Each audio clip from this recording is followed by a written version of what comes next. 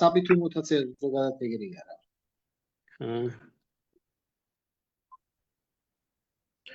საბითუმოთ ახლა მაინც როცა ახლა ალეკო და იგი მუშაობს ასე საბითუმო მე თქვენ იმაზე გამიგე ლაივში გასვლაზე თურქი შეთხოვინება გამოვიდოდა კი კაი ახლა გვები და გადავამოწმებ ისაუბრეთ არცერთ ჩავრევით მე გადავამოწმებ გიორგი გურიაში ყავს ხო ფუტკარი კი მაქანი ახლა წელს ახლა ის სუფთა კაცის ასა მაინც შოურია ამიდები როგორც გამევიდა პირველ დღეს ხო დევიწყე გამოწურა მეორე დღეს ღია იყო და უკვე მაყვალი რო ყვავის რამდენი დღე გადაიწია იმდენი გამოგდა თაფლი აყვალი დაიწყო გეთქასა ხო კი ხუმრაც არის და ჩვენ აყვალიც არის და რა ვიცი წყის ფორმაც და რა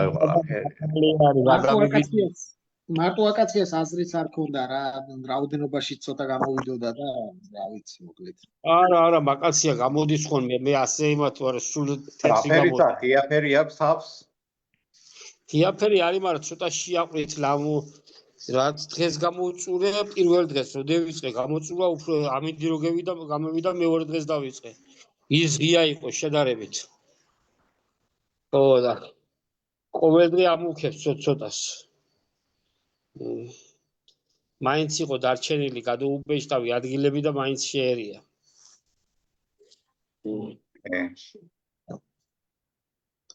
მაგრამ საერთოდ გადაბეჭდა კარგია აქ კი 80% 70-80% ხონა გადაბეჭდა კი მაგრამ სქელია თაფლი რაც თავარი არის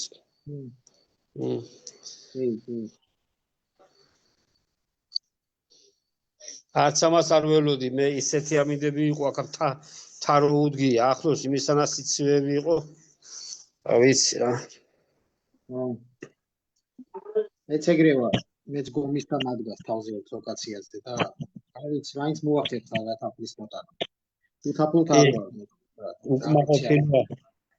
უკმაყოფილია და წაბლი უფრო მაწყობს ახლა მე იქნება წაბლზე ვიცეს ამინდი და მაგრამ რა არის იცი უფრო და უფრო სუსტება იქ სადაც მიჯენია სოფელსვირში მე ვენახეობაა ძირითადად ხო და ახლა ფუტკარი ძალიან იშვიათად ყავთ მაქეთკენ და ყველა თავის საქმეს აკეთებს ვენახის წამლებები მიდის იგი და უკვე იწყებს ფუტკარი დასუსტებას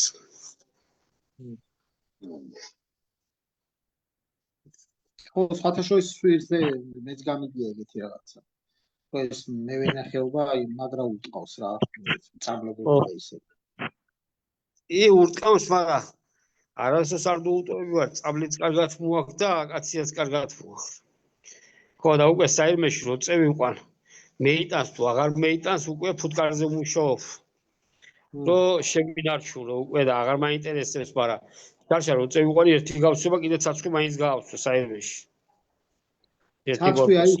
ცაცხვი არის ყველაზე სტაბილური ღალა ჩემი აზრით რა ღალაშვილება იყოს გიორგი რაფერი სამჯერ ვიღებ ხოლმე ცაცხვს სამჯერ რო დაიწყება ყვავილობა ორჯერ მაინც ხო და იყო ხოლმე კლიენტი რომ მოდიოდა თან წურავდი თან იყიდებოდა ხო და რო დავიტრიალებული ვარ მეორე კრუგზე ხო ეს დეტალი არ გამომიწურე ისე იყო გავსილი გეგე მეგონა რომ ის გამოუწურავი დამრჩა ცაცხვი არის ყველაზე სტაბილური ღალა ჩემი აზრით რა არ დატოვებს არასდროს რა ვიცი ჩემი ხა მეტირად ამყავს ეხლა მარტო ცაცხვზე მაგრამ ვისაც ყოლია მეგობრებს და ახლობლებს აი სულ სტაბილურად ცაცხვი ყოველთვის ცაცხვზე ადრე იყო მოთხოვნილება წაბზე სად იყო მოთხოვნილება ვინ კითხულობდა წაბს ყველა ცაცხვს ახოძა და ახლა ცაცხვი ნაკლებად უნდათ ახლა წაბრი უნდა ხო კი ახლა ყველა წაბზე ძავს აი მოდი კოლეგებო მოგვაქნათ იცით უკვე ხალხი გვერდება 11-6 წუთიც არის და მოდი ჩვენი ლაივიც დავიწყოთ ასე რომ ვთქვათ მოგესალმებით მივესალმებით ჩვენს მაყურებელს რომელიც გვიყურებს მე ბოდიშვი წინა კვირის ლაივი მოახერხეთ ტექნიკური მიზეზების გამო ვერ გავედით ასე რომ ვთქვათ დღეს იგივე თემით ბრუნდებით ლაივში იმედია ჩვენი კოლეგები მოახერხებენ ისეთ ტექნიკურად გასწორებას და შემოგვიერთდებიან ზოგჯერ Zoom-ი რაღაც პრობლემებს ქმნის ლაივთან გასვლასთან დაკავშირებით. უпростоრად Facebook-ი ქმნის პრობლემებს. ნუ ნახოთ რა როგორ იქნება რანაირად და იმედი არის ველოდებით გოგა უნდა შემოგვიერთდეს, ასევე რეკლამას მოახერხა შემოსვლა და ბატონი ზაზა კაროსაინძე. Ჯერჯერობით ჩვენს ლაივში ჩართულები არიან ბატონი გიორგი ბეჟანიშვილი, ბატონი გელა სოსელია და დღევანდელი ჩვენი თემა არის აკაციის, ну ზოგადად გაზაფხულზე გვინდა რომ ვისაუბროთ, რა თავისებურებები ქონდა დღევანდელ მე ასე დავარქვევ ანომალურ გაზაფხულს, სადაც ფუტურის ოჯახებმა რაღაცა განიცადა, მე ჩემს პრაქტიკაში ასეთი გაზაფხული არ მახსოვს, იმართლა რომ ვთქვათ, დიდი ხნის მეფუტრე ვარ უკვე და არ ვიცი, ასეთი ცუდი გაზაფხული ჩემს პროცესში არ ყოფილა. თუმცა, ყოველივე აქედან გამომდინარე, მე ვფიქრობ, რომ გარკვეული რაოდენობა ჩვენს ლაივის მიმდინარეობისას მოისმენთ ჩვენი კოლეგების საუბარს, ასე რომ ვთქვათ, და მაინც ვფიქრობ, რომ შეიძლება კაცის თაფლი ისეთი ხარისხის, ასე რომ ვთქვათ, არ გვექნება, მაგრამ შესაბამისად, თაფლი უთაფლოდ მაინც ჩვენ არ გავხსენებით წელს. დღევანდელი ლაივის სტუმრები ჯერჯერობით ყავს, როგორც ვახსენეთ, ბატონი გელა სოსელია, ბატონი გიორგი ბეჟანიშვილი და მე მინდა ყველას ვთხოვოთ, ვინც გვიყურებს ლაივში, რომ გადავაზიროთ, რაც შეიძლება ბევრმა, რომ ნახოთ ეს ლაივი. შორის ძალიან საინტერესოდ მინდა რომ წამართვა, ასე რომ ვთქვათ, ეს ლაივი, მართლა კაცის ყვავილზე და მის ავშობერობაზე არ მინდა რომ ვისაუბრო, ну ზოგადად ფუტკარზე და სად შეიძლება მაგალითად მეფუტკრეები უშვებდეთ შეცდომებს.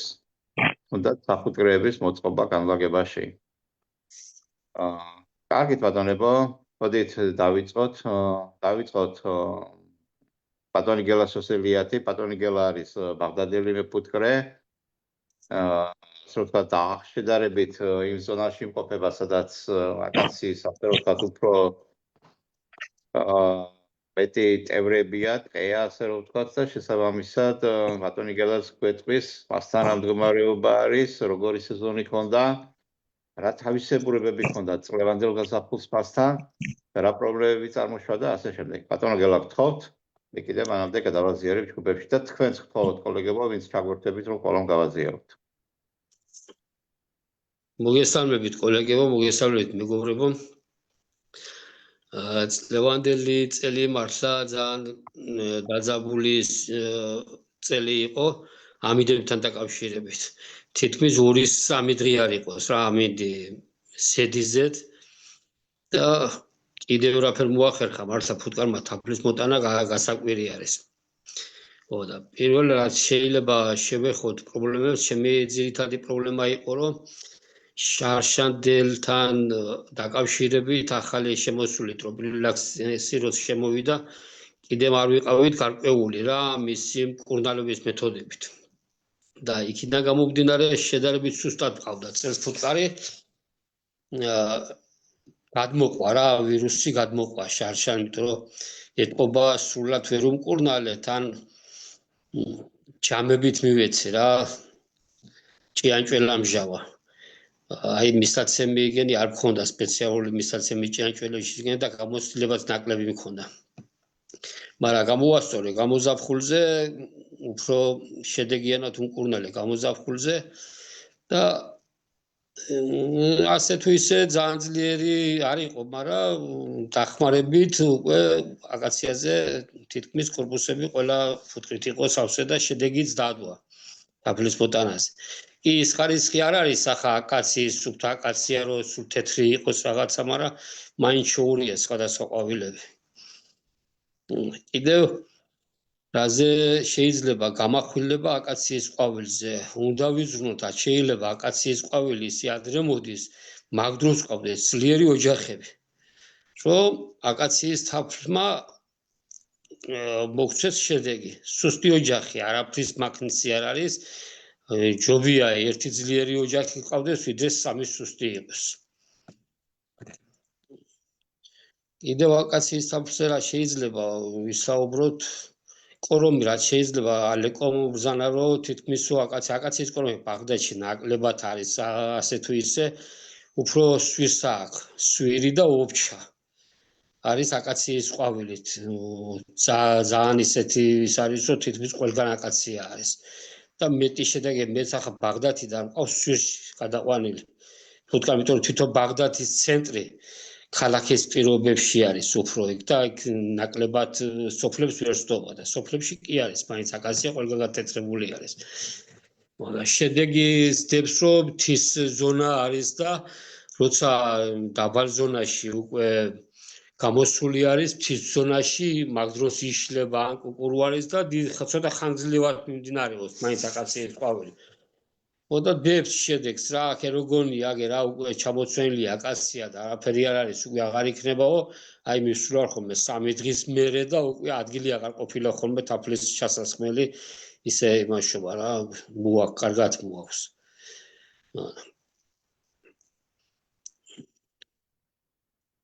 აი ბატონო მიახლოებით ახლა თქვენს რა ინფორმაციები გესმის ახლა თქვენ ახსენეთ ოფჩა მე ასევე ვიცი რომ იმერეთში ვანის რაიონში კიდევ დიდი არის აკაციის კორომები ასე რომ ვთქვა ცელი არის აი ქაური მეფუტკრეები მაგალითად რას ამბობენ ინფორმაცია ხო არ გაქვთ რამე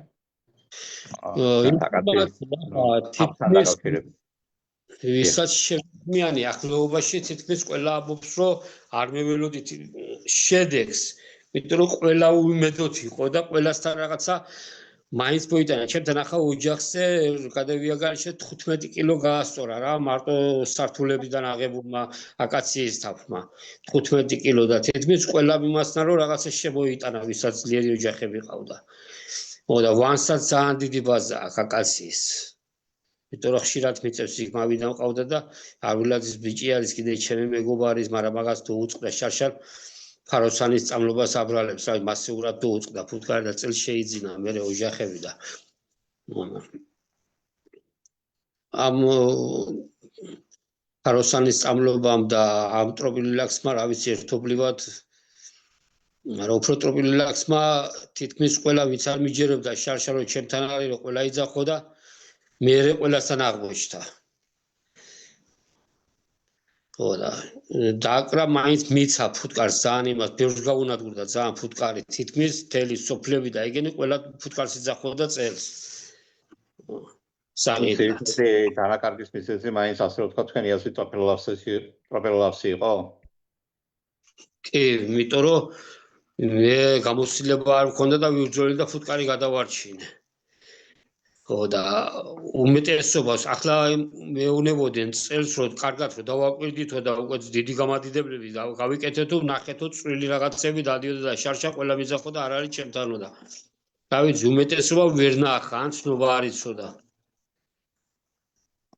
სოფლებში და თქვი რომ ასე და ასე არის თქვა და უთხარი ასე უნდა ნახოთ ასე უნდა დააკვირდეთ მე ერთი კვირის მერე მირეკავდნენ ყველა რომ ჩვენთანაც ყოფილა და ასე არისო და რომელმაც არ იცოდა და არ ქონდა შეხვედრა და ინფორმაცია არ ქონდა საერთოდ ვერ გაიგოთ მე აბრალებენ მეზობელმა მეიყვანა დაავადებული ფუტკარი იმისგან გადმევიდა ამისთან უკვე თავისავს არავინ არ აბრალებს მე ფუტკრი რომ ჩემი დანაშაულით მოხდაო ფუტკრის იგიო ყველას უნდა გადააბრალოს სხვას ხო პირველი დავნაშავე მართლა შენ ხარ მე ფუტკრი ხო ხარ შენ ფუტკარში დანაკარგების მიზეზი მაგალითად ხო არ იყო კიდევ რო ვთქვათ გაზაფხული ასე რო ვთქვათ საკვების სიმცირე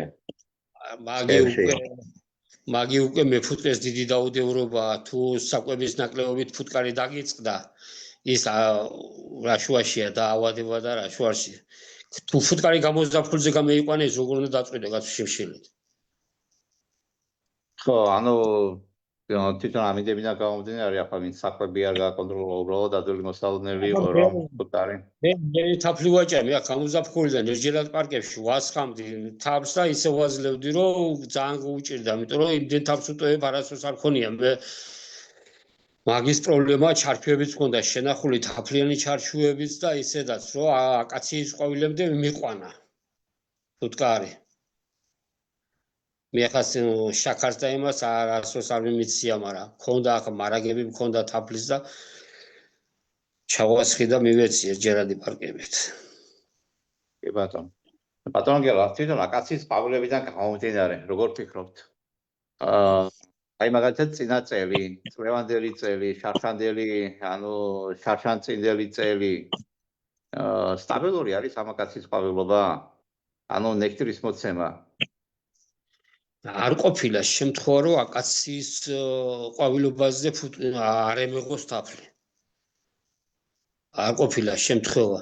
თავარია ფუტკარი უნდა შეახვედრო გამზადებული ისე სტაბილურად, რომ მასა უნდა იყოს რა. თუ აკაციის ყვავილი გამევიდა და ქვევით კორპუსში 67 რამკაზე ფუტკარი ყავს, ის რო არ მოკიდას სასაქონლო თავს, ეს უნდა იცოდეს ყველა. აკაციის ყვავილი რო გამოდის უკვე თითქმის კორპუსზე ფუტკარი უნდა ასული უნდა იყოს. მასა უნდა იყოს, რომ მოგიტანოს სასაქონლო თაფლი. წელს ახლა ყვავილი ქონდა რაღაცა აკაციას აი საიმისკენ რომ მიდიოდა ტოტები ჩამოტროული ქონდა ყვავილის სიმძიმისგან ქონდა ტოტები დამტროული იმდენი ყვავილი იყო წელს აკაციაზე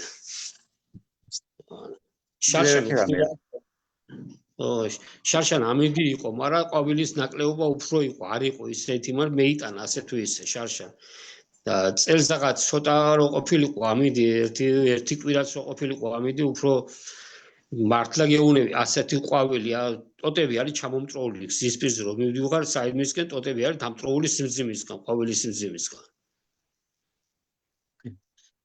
და რა მაინტერესებს ბატონო გელა კიდევ ერთი რაღაცა კითხვა ამ ხრივ ანუ აკაცია გასაგებია აი შარშან მაგალითად აკაციამ ყვავილობა დაიწყო ადრე და დაახლოებით აპრილის ბოლოსთვის უკვე სამეგრელოში ნუ ჩვენთან უკვე დასრულებული ქონდა ანუ აპრილის ბოლომდე ვერც მიაღწია თქო აი წელს სადაც გახსნა დაიწყო მე თუ აფსები ახლა ჩანაწერები მას მაგის გაკეთებული სადაც 5 მაისიდან ასე რომ ვთქვა რა ანუ გიორგობასთან კიდე რაღაცა ისეთნაირად რა აი ამ პერიოდებში ასე რომ ვთქვა და საკმაოდ დიდხანს ყოფდა სხვადასხვა ყვავილი ქონდა იმიტომ რომ ის სიცხე და ის აშრობს ყვავილს და მალე ეყრის და მიტო ხარი და სიცხე არის პირველი მტერი აკაციის და გახსოვს გეგვიჩი რომ შემეკითხეთ როდის იქნება აკაცია გამოვაო და მე რო თვის გამოვა თქვა 15-ს არ გადაცილდება 15 აპრილს ხო მითხარი ასე საფერწე ამინდები ხო შეხედე მიდო წინაცა პროგნოზის გაკეთება ყვავილის ივაზე რომ არის რაფერ შეიცვლება ამინდი ვერ იწეს ხო ქონდა შემთხვევა რომ ყოველთვის ასე მოვიდეს აი მაისამდე თუ გადიწია აკაციას ყვავილი მე იმისთანა მოსავალიც ისო და მართლაც ქონდა რამოდენიმე შემთხვევა რომ მაისში გამოსულ ყვავილზე თაფლი აგვიღია ძალიან დიდი რაოდენობით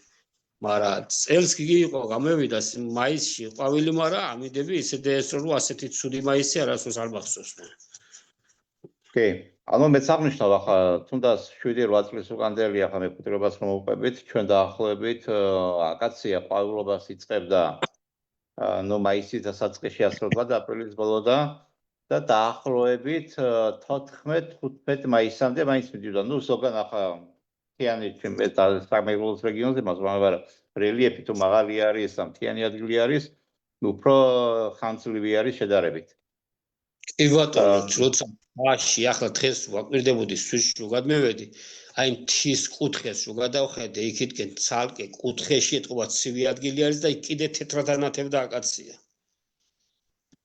და იმერეთის ზედა რეგიონებში მაგალითად სოფლებში აკაცია მაგალითად ჭიათურა და იმ მხარეს აკაცია ახლა ყვავილშია ჩემთან ახლა 4 დღის უკან ვიყავი საირმეში და კი მქონდა მაგრამ ახლა არ დამედვიეს კუყურო იყო ჯერ გოუშლელი იყო 4 დღის უკან საირმეში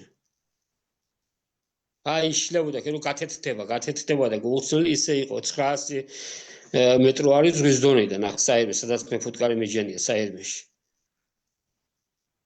ანუ საირმეში საზრდოობა იქნება რომ აკაციაზე იმუშაოს რაოდენობა ცოტა ძალიან გამორგული რაც არის ტყეში მოსახლეობის რამოდენიმე მოსახლე რო ვარ იქიდან გამორგული არის ტყეში რამოდენიმე მონაკვეთი მაგრამ იმასთან ერთად იმდენი ყვავილებია საირმეს სულ არ უნდა აკაცია მე საირმის ფუტკრიდან გავაძლიერე სვირის ფუტკარი. იქიდან წამოვიყვანე ფუტკარი ისე იყო უკვე ოღონდ ნაკრიანობა გემეჩერებია და დავასუსტე არ მაწყობდა მე იქიდან აქეთ უფრო მაწყობდა აკაციესი. ჯერ პაკეტებიც იქიდან გამოვიყვანე ძირითადი პაკეტები გასაყიდი. ხო და ანუ მთაში უფრო აქტიური იყო ფუტკარი ასე რომ ვთქვათ უფრო მდიდარი იყო საკვებით ვიდრე ბარში. შეხედე დასახლებული პუნქტიც რო არ არის, თითქმის ჩემი 15 კილომეტრი მაშორეს მოსახლეობიდან, საერთოდ მარტო ჩემი ფუტკარი არის იქ. დაავადებასაც ნაკლებად იმაშობა, ძალიან იშვიათად რო დაავადება შეხვდეს იქით ფუტკარს და უფრო ის არის, მთა რა არის, იცი, ქარი არის ის და ჩამდგარი არის, ჩამდგარი, ოღონდ ზეგამევიდეს და თბილი ესენი უფრო არის. კი ყვავილი არ არის რაღაცა, მაგრამ მაინც ძლიერი არის ფუტკარი უფრო. ხარ იყო ეს იმით გამპირობებული, რომ მაგალითად ბარში დედამკვეთქდება ადრე დაიწყო და მთაში უფრო გვიან. და შესაბამისად საფრთხის რაოდენობა მთას უკეთესი შერჩა. შეხედე ყოველთვის არის ბატონო ალეკო, რომ მეტი სიცივი არის, მეტი გვიან იწყებს ფუტკარი კვერცხის დებას, მაგრამ ყოველთვის აი შკერს და წყავს რო უძახით ჩვენ და იმას თითქმის აკაციის გამოსვლამდე 2 კვირით ადრე იწყებს ყვავილობას მთაში. და იმ დონეზე აქტიურდება ფუტკარი, აი კერო კაი ღალაზე იქცევა თაფლი, თუ ამინდი იქნა მაგრად მოაქვს რა. რაღაც წელს კი ქონდა სიცივეები, ბევრი იმასნა, მაგრამ ფუტკარმა მაინც ასე თუ ისე მაინც მას სასაქონლო თაფლი არ შემოუტანია და მე წყავზე აკაციას რო გამოვწურავდი, მერე საერთმეში მივიდიოდი და წყავის თაფლს და ალპური პოლუალპურის თაფლს წურავდი ხოლმე იქით. მაგრამ ნაყრიანობას ვერ აჩერებ რა, სულ უნდა იყე.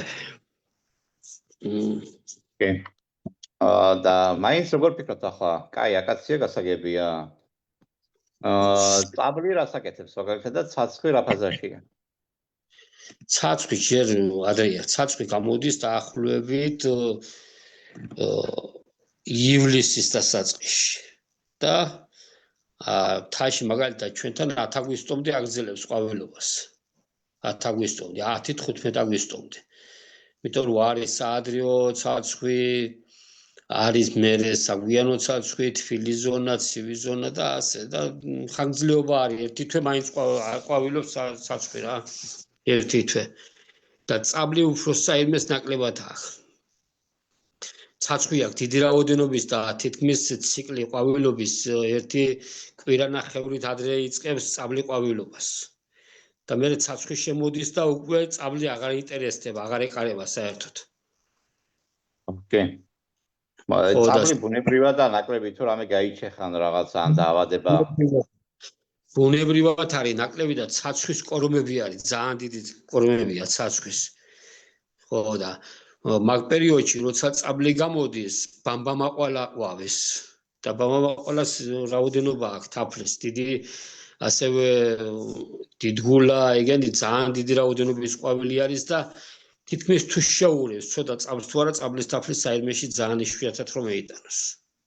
ანუ წაბლის ასე ვთქვათ კორომები საერთმესკენ თქვენ ხარეთ არ არის? არის, მაგრამ ხო გითხარი, სხვა ყვავილებთან იმდენი სხვა ყვავილი არის, რომ არ ინტერესდება წაბლით ფუტკარი. ამიტომ ეს სვირში რომ მიჯენია, სვირის ტყეებს აქვს წაბლი და ცაცხვი ძალიან იშვიათად. ხო და ვაჩერებ, ღებულობ წაბლს აქ და როცა დამყავდა წყალთაშუას და იმას, ახლა წაბლის კორომები აქვს, მაგრამ ძალიან დაბალი ხარისხის წაბლიები ვიღებ, მაინც იმასთან შედარებით ცაცხვს ვიღებულობ. ბატონო გელა, რა მაინტერესებს თქვენთან ახლა წაბლის ხებს თუ აკვირდებით და თუ ამჩნევთ დაავადებას? ხო და ვაკვირდებოდი, ახლა მე საერთმეს იმაში და ვერ შევამჩნიე. ხო და ოფჩაში მითხრენ რომ ძალიან დაზიანებული არის და ოფჩაში ახლა არ გამივლია ტყეში და ახლა საერთმეში მაქვს, ეზოში მაქვს წაბლის ხეგი და ვაკვირდი და იქი ჯერჯერობით ვერ შევამჩნიე ვერაფერი. ანუ ის გალები, ანუ ბურთი კორტების გადაგვარებული კორტები როს მაგას გულისხმობ თუ ზოგადად წაბლის ტოტების ხმობას. გადაგვარებული კორტებს რაც ახალი პარაზიტი არის თუ რაღაცა შემოვიდა წაბლზე და რაც ნახე სურათში დადებული ქონდათ, აი მაგე დავაკვირდი თუ ქონდა წაბლს. ხო და ვერ შევამჩნიე და რა ვიცი ახლა მოვალ კიდე უნდა დავაკვირდე საგანგაშო მდგომარეობა არის და რა ვიცი რაფერი იქნება დაავადებასთან. მე სამეგრელოში დავაკვირდი ახლა ზუსტად შეხედრას რომ მართავდით და მაინტერესებდა რა ხდებოდა და მთლიანად ასე ვთქვათ ტოტი არ იყო, სადაც რამოდენიმე გადაგვარებული კვირტი უკვე არ ქონდა, ასე რომ თითქმის ასე ამხარად შეიმჩნეოდა. მე ბატონო რა შეიძლება ამას რო ვებრძოლოთ რა უნდა ვიყოთ არ ვიცი რა. არ ვიცი ახლა ეს დაავადება მთლიან გადავრცელდება სავარაუდოდ მთელ საქართველოს რეგიონზე, სადაც წაბლის ტყეები არის. ყველგან გავრცელდება თუ არ იმასნა შეწამლები არ იქნა ან რაღაცა არ ვიცი. რა უნდა შეწამლებით არა, ნუ ზოგადად მე ვფიქრობ რომ ახლა რახან ეს დაავადება გაჩნდა. ანუ როგორც მაგალითად რას იყენებს ჩინეთი და მაგალითად სამხრეთ კორეა, რომელსაც წაბლის ტყეები აქვს. და ძირითადად ისინი იყენებენ თვითონ ბუნებრივ მტერს ამის, ანუ ყაზანის საწინააღმდეგო ბუნებრივ მტერს. და სავარაუდოდ ჩვენთან პრევენციას ექნება გამოსაცდელი შესაბამისი ბიოლოგიური მტერი, აი როგორც ჭიანჭველა, ჭიამაიებია და რომ შემოიყვანეს, აი რაღაცა მსგავსი იქნება გასაკეთებელი და ფათაშორის ფაროსანაზე კიდევ იგივე ბუნებრივი მტერის იმას გავრცელებას ფიქრობენ ასე რომ ვთქვათ, ნუ ნახოთ რომ ეს თერმული ნისლით და ანუ ამ პესტიციდებით ნაკლები წარმოება რომ მოხდეს. ეს თერმული ნისლი და იგი და გუუშვანდა ახლა პატარა რაღაცას იმაშავა, მაგრამ ვითომ არ ვიცი. შეუძლებელია ხა მექანიკური მეთოდებით ამას ამბრძოლა, წამლების პრეპარატების შეუძლებელია, იმიტომ რომ ეს თვითონ ტკიპი და ფარულია, ასე რომ ვთქვათ, დამალულია ამ იმაში გადაგვარებულ კვირტში. და ერთადერთი გამოსავალი არის ბიოლოგიური მტერი ან მექანიკური მეთოდები. მექანიკური მეთოდები გულისხმობს ახლა ჩამოკრეფას ამ კვირტების და მერე დაწვას, მაგრამ ვინ გააკეთებს ახლა ამას და გამორიცხული არის. მთიანი რეგიონში ვინ უნდა იმასნას, ასე ემათ მექანიკური მის შანსი არ არის მაგის. ფათაშორის არსებობს წაბლის მედეგი ჯიშებიც კიდევ ამ დაავადებების მიმართ. და რა ვიცი, ცოტა რთული თემა არის ეს ყველაფერი, იმიტომ რომ კავკასია მაინც თავის აბორიგენებით გამოიხატება და რამდენად მიზანშეწონილი იქნება ანუ წაბლის სხვა სახეობების, ანუ ჯიშების შემოტანა და გავრცელება, თუნდაც საფესლე მასალით რა. ასე რომ ძალიან საინტერესო იქნება უბრალოდ ამისი გამოცდილება ვინმეს თუ აქვს. ბარში ვერ გაავრცელებს, ვერავინ ახლა ბარში შეიძლება კორომები დარგვა და რაღაცა თაში თაცრა ეშველება. სადაც ბუნებრივად აი კორომები თუ არა. არ ვიცი. ძალიან ერთადერთი ამ ბიოლოგიური მტერის მე არ ვიცი, შეიძლება მე ვწდები, ახლა მე არა ვარ ამ სპეციალისტი, მაგრამ ჩემი აზრით, ჩემი გადმოსახედიდან ამ ბიოლოგიური მტერის გავრცელებაში ვხედავ. კი ბატონო. სახელმწიფო ჩვენ ვერაფერს ვერ იზამთ მაგის იმაში. არა, ჩვენ გამორიცხულია არც მაგის ძალისხმევა გვაქვს და არც არაფერი და რომ ამის ხელი შეუშალოთ, შეიძლება უბრალოდ შევა გავცეთ და მეტი არაფერი ისიც რომ რაღაცა ინფორმაცია მოვძებნოთ, თორემ ამას სპეციალისტები უნდა თავისი და თანხები უნდა რა, ასე რომ. კი ბატონო. მოდით გადავიდეთ ბატონი გიორგისთან. ბატონი გიორგი არის მეფუტკრე, რომელსაც თავისი საფუტკრე გურიაშიც აქვს, აღმოსავლეთ საქართველოშიც აქვს, თბილისში. და შესაბამისად, რა ხდება გიორგისთან აკაციასთან დაკავშირებით და თუნდაც წაბლი და საცუს ყვავილობასთან და აღმოსავლეთ საქართველოში კიდევ რა ხდება მის საფუტკრეებში ამ კუთხით. და როგორ ფიქრობს, მაინც როგორი სეზონი ჰქონდა წელს, როგორი გაზაფხული ჰქონდა, როგორ შეხვდა მისი საფუტკრე ამ კლიმატის გამოწვეულ პრობლემებს, რა ღონისძიებები გაატარა საფუტკრეში და ზოგადად მისი გამოცდილება და პრაქტიკა ამ გაზაფხულთან, ამ ანომალიურ გაზაფხულთან დაკავშირებით. თქოთ გიორგი. მივესალმები ჩვენ მაყურებელს, რაც შეეხება გაზაფხულს, დაგეთანხმები ალიკო, რომ არ იყო მარტივი გაზაფხული, მართლა ანომალიური გაზაფხული იყო, რეალურად ამინდი არც ყოფილა. ხო და რაც შეეხება გურიაში შედარებით ზღვისპირეთშიც მაქვს საფუტკრე, ზღვისპირეთშიც და უფრო ტყის ზონაში და მთის ზონაში. ხო და რასაც შედარებით ყოველთვის დაბალი ზონა ჯობდა ხოლმე, კუთხის განვითარებით, სტარტი ყველაფრით. მაგრამ წელს ისე მოხდა, რომ აი ეს საკვების დეფიციტი შეიქმნა, რეალური პრობლემა იყო საკვების და მაინც ტყის ზონა, ხო, მოგესალმებით კოლეგებო. მოგესალმებით. იმის მიუხედავად ცოტა ამინდი არ იყო, მაგრამ ტყის ზონაში მაინც ცოტა წყალი და კიდევ რაღაცა მარაგი ცოტა აიღო და უკეთესად შეხვდა. უკეთესად განვითარდა შედარებით უფრო და ცოტა დაბალ ზონაში ცოტა გაუჭირდა, მაგრამ იმის მიუხედავად ფუტკარი რეალურად კარგი ფუტკარი მყავდა, მართლა, აი რეალურად ლამის 10 ჩარჩოზე გამოვედი დაზამთრებით და უკმაყოფილო არა ვარ, კაი ფუტკარი, მაგრამ საკმაოდ ესე რომ ვთქვათ, დაკორმუზდა მე ფუტკრის ოჯახები ამინდების გამო რა. მე პირადად მართლა საადრიო წელი მეგონა რა. თავიდან ისეთი, აი ის თებერვლის ბოლო მარტის დასაწყისი ისეთი იყო, რომ მე მგონა 15-ში დაიწყებოდა რა, ისეთი სტარტი და ფუტკარიც ისეთი აქტიურებული მასები ისეთი იყო, რომ ყველა პირობა იყო იმისა, რომ პირიქით მინდოდა რაც შეიძლება ვფიქრობდი, რომ ნეტა უფრო მალე დაიწყოს, რომ ფუტკარი არ განაყრდეს, ან რაღაცა ეგეთი, მაგრამ ნუ მე აი რაღაცა გაჩერდა ფუტკარი რა. რაღაც დატორმოს და ეს საკვები მიაკლე. იმის მიუხედავად ეხლა საკვებს მე ბევრს ვუტოვებ, ოქროც კეპალას თაფლიც კარგად დავუტოვებ, მაგრამ ნუ არ ვიცი, რაღაც ასაული წელი იყო რა. ნუ დიდი გამოცდილება მოგცა და პირადად მე ძალიან ბევრ ამას დამაფიქრა და ზოგადად ლავირება მეფუტკრეობაში საჭირო, რომ აი ვფიქრობ, რომ აი რაღაც აი დოგმატური მიდგომა არ ამართლებს, მაინც ინდივიდუალურია ყველა წელი და ინდივიდუალური მიდგომა უნდა საკვების ხრივ გინდა განვითარების ხრივ გინდა. ეხლა აკაციას რაც შეეხება, როგორც ყოველთვის მე ერთი წელიც არ მახსოვს, რომ ძლიერ ფუტკრის ოჯახს და კარგ საფუტკრეს უთაფლოდ დაეტოვებინოს მეფუტკრე რა. ეს მისმიერი სეზონზე, რა ვიცი, პირადად ჩემთან ესია. თაფლი მოტანილია კარის კებში უთაფლოდ არ ვართ, ნუ შეიძლება რაღაცა ბრწყინვალე წელიწადი არ იყო და რაღაცა ამაზე უკეთესებიც გქონია და ბევრად უკეთესებიც, მაგრამ ამაზე ცუდებიც გქონია. მაგრამ თაფლი არის ნორმალური სიტუაციაა, თაფლი არის კებში, დასაწურია თაფლი. მაინც ვფიქრობ, რომ აი მით უმეტეს წლევანდელმა წელმა კიდევ ის დამანახა, რომ განემანის სიკეთე დამანახა წლევანდელმა წელმა რა. რომ აი ეს ბარტყში დაკარგული თაფლი რეალურად არ არის რა. ხო და ეს ცოტა არ არის განემანის რო ხმარობ, ბარტყში მცირე ღალატზე საკმაოდ იკარგება თაფლი. ნუ იკარგება ჭალე, ასად არ მიდის ამოვა მე ბარტყი და თქვათ მერე დაწურავს, მაგრამ აი სუფთა აკაციას რაც შეეხება, ვფიქრობ ერთფეროვანი თაფლი, ვფიქრობ, რომ განემანი კარგი საშუალებაა ძალიან და აი განემანის სიკეთე ჩემი აზრით გამოჩნდა, იმიტომ რომ რეალურად სადაც განემანი ადევს საფუტკრეების ფუტკარს ჩემთან და აი სხვასთანაც ვნახე, მინიმუმ 5 კილოთი მაინც განსხვავდება რაოდენობა მაინც თითო ოჯახზე მაინც. იმიტომ რომ ის თაფლი მაინც ბარტთან იკარგება, იმასთან იკარგება და მაინც ეს ამას უფრო აკონტროლებს განემანის ბადე.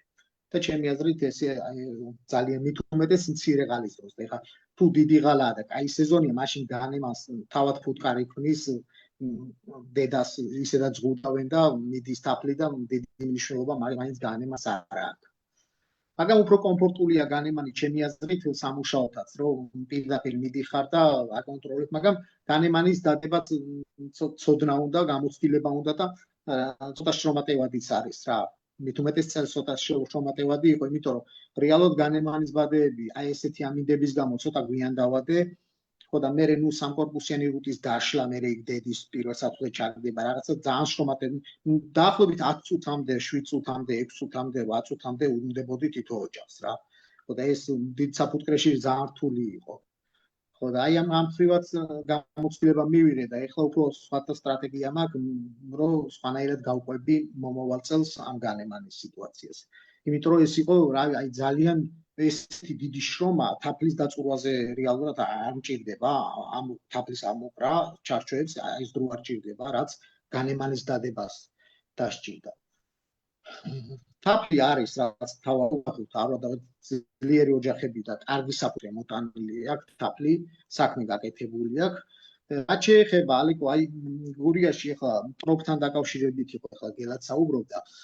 მე ვეთანხმები გელას რომ ტროპი არის, მაგრამ იმას ვამბობ რომ ტროპი ბოლომდე ტროპიც არის, გვარუაც არის, იქ ასკოსფეროზიც არის, იქ შიმშილიც იყო და ნუ ესეთი სტრესული მდგომარეობა ეთ რაღაცა ვიცი რომ ახლობეს აი თუ ჩემ პირადად ნათესავს რომ ნახე ჩემგან შორს არის ნათესავ საფუტკრე აშკარად დაკნინებული იყო საფუტკრე და ქონდა რა აი ცოტა ტროპი, ცოტა ასკოსფეროზი, შიმშილი და თითქმის აი პროდუქტიულობა განახევრებული იყო იქ ძირითადად რა. აი ზოგადად ესე რო იმას ვქნათ რა და ну ფიქრობ რომ შედარებით ვინც მონდომებული იყო, ვინც უფრო ყურადღებით იყო და ცოტა ყურადღებით და პასუხისგებლობით მიუდგა, ჩემი აზრით ტოპი დიდი პრობლემა არ არის ჩემი აზრით რა. იმიტომ რომ რა ვიცი, ჯერჯერობით მე პირადად გულსფელად ვამბობ, რომ ტოპიდან ფუტკრის ოჯახი არ დამკარგვია არც ერთი. და არც აი რაღაცა მსგავსი რაღაცა პირადად ჩემთან არ ყოფილა და ზოგადად ეხლა წაბლი იწყება ჩვენთან გურიაში და წაბლის დაავადებებზე საუბრობდით ეხლა თქვენ და წელს მითხრა ჩემმა სიმამბრმა პირველად რომ აი გახედეო და რაღაცაო დაავადებები წამოვიდაო ეს არის დაბლოკში ხო და ტყის ზონაშიც იყო რა წაბლებზე პრობლემა მაგრამ ну მე ვერ ვერკვევი ეხლა ზუსტად რა არის და იმ მაგაზე არ ვერ ვისაუბრებ, იმიტომ ვერ ვერკვევი ამ დაავადებებს, მაგრამ ну არის პრობლემა, აშკარად ყველა საუბრობს და გურიაშიც არის ეს პრობლემა. ხო და წაბლი უკვე თითქმის აი საადრივებით ცოტა თითოეულა ძალიან თითოეულა ძირები უკვე გურიაში ოზურგეთის რაიონში პირადად გაიხსნა და ეხლა უკვე ვემზადებით და თაფლის დაწურვას დავიწყებთ. ამ 2-3 დღეში აუცილებლად უკვე მასიურად დავიწყებთ თაფლის დაწურვას და მოლოდინები გვაქვს, იმიტომ რომ უკეთესი რომ ნუ პრაქტიკულად 3 თვე რეალურად ამინდი არ ყოფილა. აი აკაციაზე კარგ ფუტკრის ოჯახს 2-3 დღე რო იყოს 4 დღე თქვა მიბმული აბსოლუტურად საკმარისია რომ ერთი корпуსი მთლიანად იმასქნას, მაგრამ რეალურად გადაბმული ამინდი 2 დღეც არ ყოფილა რა. ერთი დღე წვიმა, მეორე დღეს ამინდი დღე ჩაგდებით, ქარი, რაღაცა ყველა იმიტომ ჩემთან სოფელში თვითონ გურიაში ქარიც არ იმაში, აი სოფელში შემოქმედია, ქარიც არ იცოდა, ნაკლებად ძალიან. მაგრამ რა აი ამ ყველაფერ ამინდებს ქარიც დაემატა.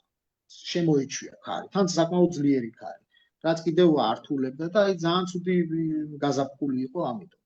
ხო და რა ვიცი ახლა წაბზე უკეთესი მოლოდინები გვაქვს ახლა რომ ნუ ამდენი რაღაცა ცუდი ამინდის მერე და რაღაც ზოგადად ეგრეა რაღაცა რო თქვა აგდებს სეზონს ბჭყალებში მეორე უფრო ამართლებს. ხო და ვფიქრობ რომ წაბზე უკეთესი შედეგი უნდა გქონდეს ახლა და იმედი გვაქვს. ფუტკარი კარგათაა, აი ფორმაშია, პრობლემა არაა დაავადების მხრივ, ძლიერია საკმაოდ და ჯანმრთელია და ვფიქრობ რომ წესით წაბლის თაფლით ნორმალურად უნდა მოიტანოს. აღმოსავლეთს რაც შეეხება, ეხლა აღმოსავლეთში რეალურად ეხლა დაიწყო ძეძვის ყვავილობა და აი საადრიო ცაცხვებმა დაიწყეს ყვავილობა რა.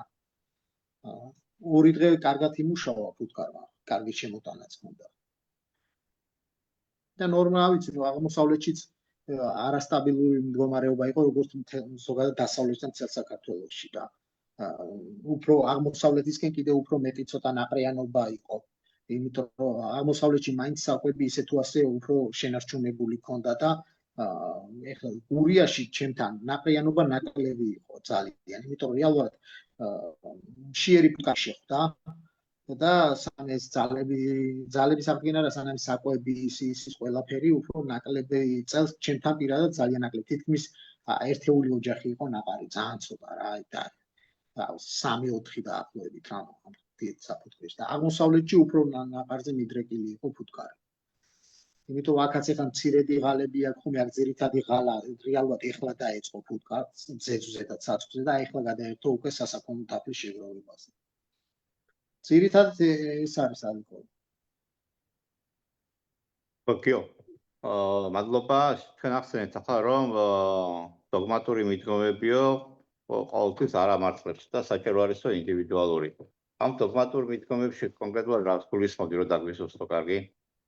აი, თუნდაც ის რომ რაღაცა სტანდარტული სწავლება, კონკრეტული სტანდარტული სწავლება, რომ აი თქვა ეს უნდა გააკეთო და უნდა მიყვე თქვა რაღაცა ერთი დაწერილი გეგმა. ერთი დაწერილი გეგმა ესე რომ მიყოლოდით, ფუტკარი ამ შეშილი დაგვეხოცებოდა, ან განვითარებელი დაგვრჩებოდა, ან რაღაც მსგავსი რომ იმიტომ საჭირო აი თუნდაც განემანების შემთხვევაში მე ადრე მანამდე ვადებდი განემანებს, მაგრამ წელს ისეთი პერიოდი იყო, ნუ მთლიანად შევცვალე მიდგომები. მერე ნუ შეცდომა დაუშვი, ძირითადად ჩემი ყველაზე დიდი შეცდომა იყო, რომ მე ხა რუტით მუშაობ თითქმის საფუტკრეზე, ალბათ დაახლოებით 10 ოჯახი ხა შემომჩა დაგდანის. დანარჩენი მოკლედ სრუტი მყავს და ჩემი ყველაზე დიდი შეცდომა იყო რომ ერთ კორპუსზე დავაზამთრე ფუტკრის ოჯახი და ძალიან ვიწვნია აღარც ერთ-ერთი ისეთი იყო რა ну საკვები ისედაც ბევრი წავიდოდა გინდა ორ კორპუსზე ყოფილიყო მაგრამ ვიწვალე რა მეტი ფუტკრთან ოჯახებთან მისვლა მეტი უფრო ხშირად დამჭირდა მე იყო არასტაბილური ზოგს კორპუსი რო დავადგი რაღაცა ნახევარი კორპუსოდ დარჩა მე ერთ კვირაში უნდა მისულიყავი კიდევ მეორე იმასთან და მოკლედ აი ცოტა გავწვალდი რა და ეხლა აუცილებლად ისევ ორი კორპუსის დაზამთრებაზე გადავალ იმიტომ რომ ორი კორპუსის დაზამთრება რეალურად 12-14 დღიან ფანჯარას მაძლევს და ერთგვარი ამოსუნთქვის საშუალებაცაა მალმალე ფუტკართან არ მიდიხარ უფრო კარგად ვითარდება აი შეიძლება დილეტანტმა ვინც არ იცოდეს და რაღაცა აი ადრე გაზაფხულმა ერთ კორპუსიანი ჩანდეს რომ ჯობია მაგრამ აი როგორც კი ოდნავ სტაბილური წავა ამინდები ორი კორპუსი აი უცბად ორ კორპუსიანი დაზამთრებული ოჯახი ბევრად განვითარებულია, ბევრად უკეთესია, აი უცბად გაიშლება ფუტკარი და იტყვი რომ უცბად აი შეიძლება ერთ კვირაში ვეღარ იცნო ის ფუტკრის ოჯახი რა, ისეთი აი რაღაცა აფეთქება იცის და მე უბრალოდ ორი კორპუსი მე პირადად რატომ მომწონს, რომ ძირითადი ინვენტარი გაქვს საფუტკრეში. ეს საფუტკრედან სიარული ან ჩარჩოები, ცალკე კორპუსების ცალკე ესეც ჩემთვის რა ვიცი პრობლემაა და ვფიქრობ რომ აი ყველაზე დიდი შეცდომა ჩემთვის პირადად ეს იყო რა და აუცილებლად გადავალ იმიტომ რომ ეხლა ჩემთვის ეხლა ყველა მერვე და მეშვიდე დღეს ფუტკართან მისვლა და მეექვსე დღეს ჩემთვის ძალიან მეუღებელია და არ ჭირდება ჩემი აზრით რა ზედმეტი ჩარევა პირიქით უარესიც გია კი ცოტა პროვოკაციული კითხავდა და გისვავდა ახლა ასე რომ ვთქვათ. შენ ახსენე რუტი. როგორ ფიქრობ? საქართველოში აი თაფლის რაოდენობა რომ წურავს მაგალითად ანუ დასამალი არის რომ 97% თუ მეტი არა, ყველა დადამლანდი სქები არის ასე რომ ვთქვათ. ხო არ არის ეს განპირობებული იმით რომ მეფუტკრეებს უჭირთ თუნდაც იმ ახალი სისტემა რა არის ეს ლანგსტროტულზე გადასვლა მაგალითად. როგორ ფიქრობ, აი შენი შეხედულება ამ კუთხით როგორია? მე ალიკო იმას ვფიქრობ, რომ ზოგადად ქართველებს და რაღაც სიახლეების მიღება რაღაცა ჩვენ მანდამაინც არ გვიყვარს რა. და მგონი ეს პრობლემაა და შეჩვევა ვიცით ერთ რაღაც კონკრეტულზე რა, ძირითადად ეს მგონია. თორე ბევრად კომფორტულია, ბევრად რუტი, ჩემი აზრით. აი ჩემი გამოცდილებით ახლა არც თავს ჩემ აზრს არავის არ ვახვევ და არც ყუას არ ვასწავლი, უბრალოდ ჩემ გამოცდილებას და ჩემ რაც გამოცდილება მივიღე იმას ვამბობ, თაფლის წარმოების ხრივ, აი ცალსახად ჯობია რა. ვინც რუტის ფუტკრის ოჯახთან იმუშავებს, ის ყველანაირ ტიპზე ალბათ უარს იტყვის რა. რაღაცა მე პირადად იმდენად მეკომფორტულება, იმდენად კმაყოფილი ვარ, აი ეხლა რომ მყავდა ხო ის დადანი რეალურად 10 ოჯახი და გადავიტოვე დანარჩენი რეალურად სულ გავყიდე და აი მისვლაც კი მეზარებოდა ბოლოს ვიტოვებდი დადანს იმ 10 ოჯახს და ბოლოს და აი მეზარებოდა და აი ბუდეს და პირდაპირ და აი მოკლედ აღარ მინდოდა რა ის აი თვითონ აი ბევრად ადვილია სამუშაო ორი კორპუსი დაზამთრება მარტივია აი თუნდაც ცირე ღალის დროს თუნდაც ჭიანჭველჟავის მიცემის დროს პატარა სივრცეზე თუნდაც აი ჩემი აზრით რა ვიცი უფრო ყველანაირად მარტო თაფლზე არა ალეკო ვფიქრობ რომ გამოსაზამთრებლადაც უკეთესია მე პლუსი ისა აკრო კორპუსებს იყენებ ძალიან კარგად თვითონ კორპუსებს ხსნი გამოსაწვერო ოთახში მიგაკ პირდაპირ კორპუსი მოგაკ თავზე ადებს ჩარჩოების ჩაცალცალი ჩაყრა არ გიწევს პლუს ის არის რომ ვთქვათ მე პირადად ეხლა ესე ვმუშაობ რომ წაბლის თაფლის აღების შემდეგ თლიანად ბარტყს ვიღებ ყველა თლიანად ღიას გადაბეჭდილს თლიანად ხსნი ბარტყს თავის ფუტკრიანად რეალურად მოღალე ფუტკარს და დედას ძირო დახში და რეალურად მარტო ძირი და სახურავი გინდა კორპუსს მოხსნი უკვე იმ კორპუსს იყენებ და ეს საფუტკრეში გადის ზედმეტ ინვენტარათაც არ გაქვს და რა ვიცი ბევრი ჩემი აზრით ბევრი პლუსი აქვს არა მარტო ვთქვათ მარტო თაფლის წარმოების ზოგადად მოვლისთვის აი თუნდაც გადაბეჭდვისთვის აი დადანში ახლა დიდი ჩარჩოები სადაც მაქვს 10 ჩარჩოიანი მეორე корпуსები. ხო იქ ძირითადად მაისის თაფს და ზოგადად აკაციას თითქმის აი გადა არ ბეჭდავს რა. აი ძალიან ცოტა პროცენტს ბეჭდავს. რუთში უფრო მეტს ბეჭდავს. აი პატარა მაღაზიის ჩარჩოები იმაში უფრო ბოლომდე ბეჭდავს. ასათლელად კარგია რუთი, ძიმეც არ არის ჩემი ჩარჩოებიც, აი მანდილოსნებიც კი მოგეხმარებიან და ათლაზეც და манипуляციისთვისაც ადვილია რუთის თვიანად რა. ძალიან კომფორტულია ჩემთვის პირადად რუთი. ბატონ. განემანი სამუშაო. მოდი კიდევ სამ შეკითხვას დავსვამ, საზამაც მომწერა რომ კაროსანიძემ რომ ვეცდებიო შემოსვლასო. მე მინდა გოგასთან გადავიდე, გოგასაც საფუძვლები აღმოსავლეთ საქართველოში აქვს. და გოგა რა ხდება შენთან საფუძვლებში და როგორ მიდის განვითარება ოჯახების და როგორ მოსავალს ელოდები? ჩვენთანაც ანალოგიური არის. ბატონო გიორგი საუბარს უსმენდი და ჩვენთანაც იგივე პრობლემა არის. მარტში, აპრილში კარგად დაიწყო ფუტკარმა, სანამ კაი ამინდები იყო, კარგად ვითარდებოდა, კარგად მიდიოდა ყველაფერი და როგორც კი წვიმები დაიწყო, სულ გაჩერდა ყველაფერი. აკაცია ყვაოდა საოცრად. იდეალურად ყვაოდა, მაგრამ ჩამორიცხა წვიმა მთლიანად. ეხლა 3 დღეა რაც დაიწყო კარგი ამინდები და ფუტკარმაც ამოისუნთქა. ცვილი შენებაც კარგად დაიწყეს, ფიჭებს კარგად მიშენებენ. პრობლემა არ გვაქვს მაგ-კუთხით. ეხლა ეს ბოლო 3 დღეა და მანამდე ძალიან ცუდად იყო. რაც ჩაულაგე ჩარჩოები 50% სულ დამიხიეს, ვერ ამიშენეს. მოსავალზე არ ვიცი.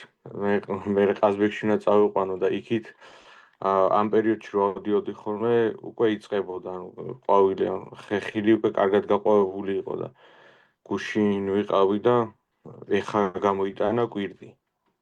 ეხა დაიწყო გაყვავება. სადღაც 1 კვირა, 10 დღე უკვე დაიგვიანა. ვფიქრობ, რომ სეზონი თაში უფრო დაიგვიანებს წერს. კი.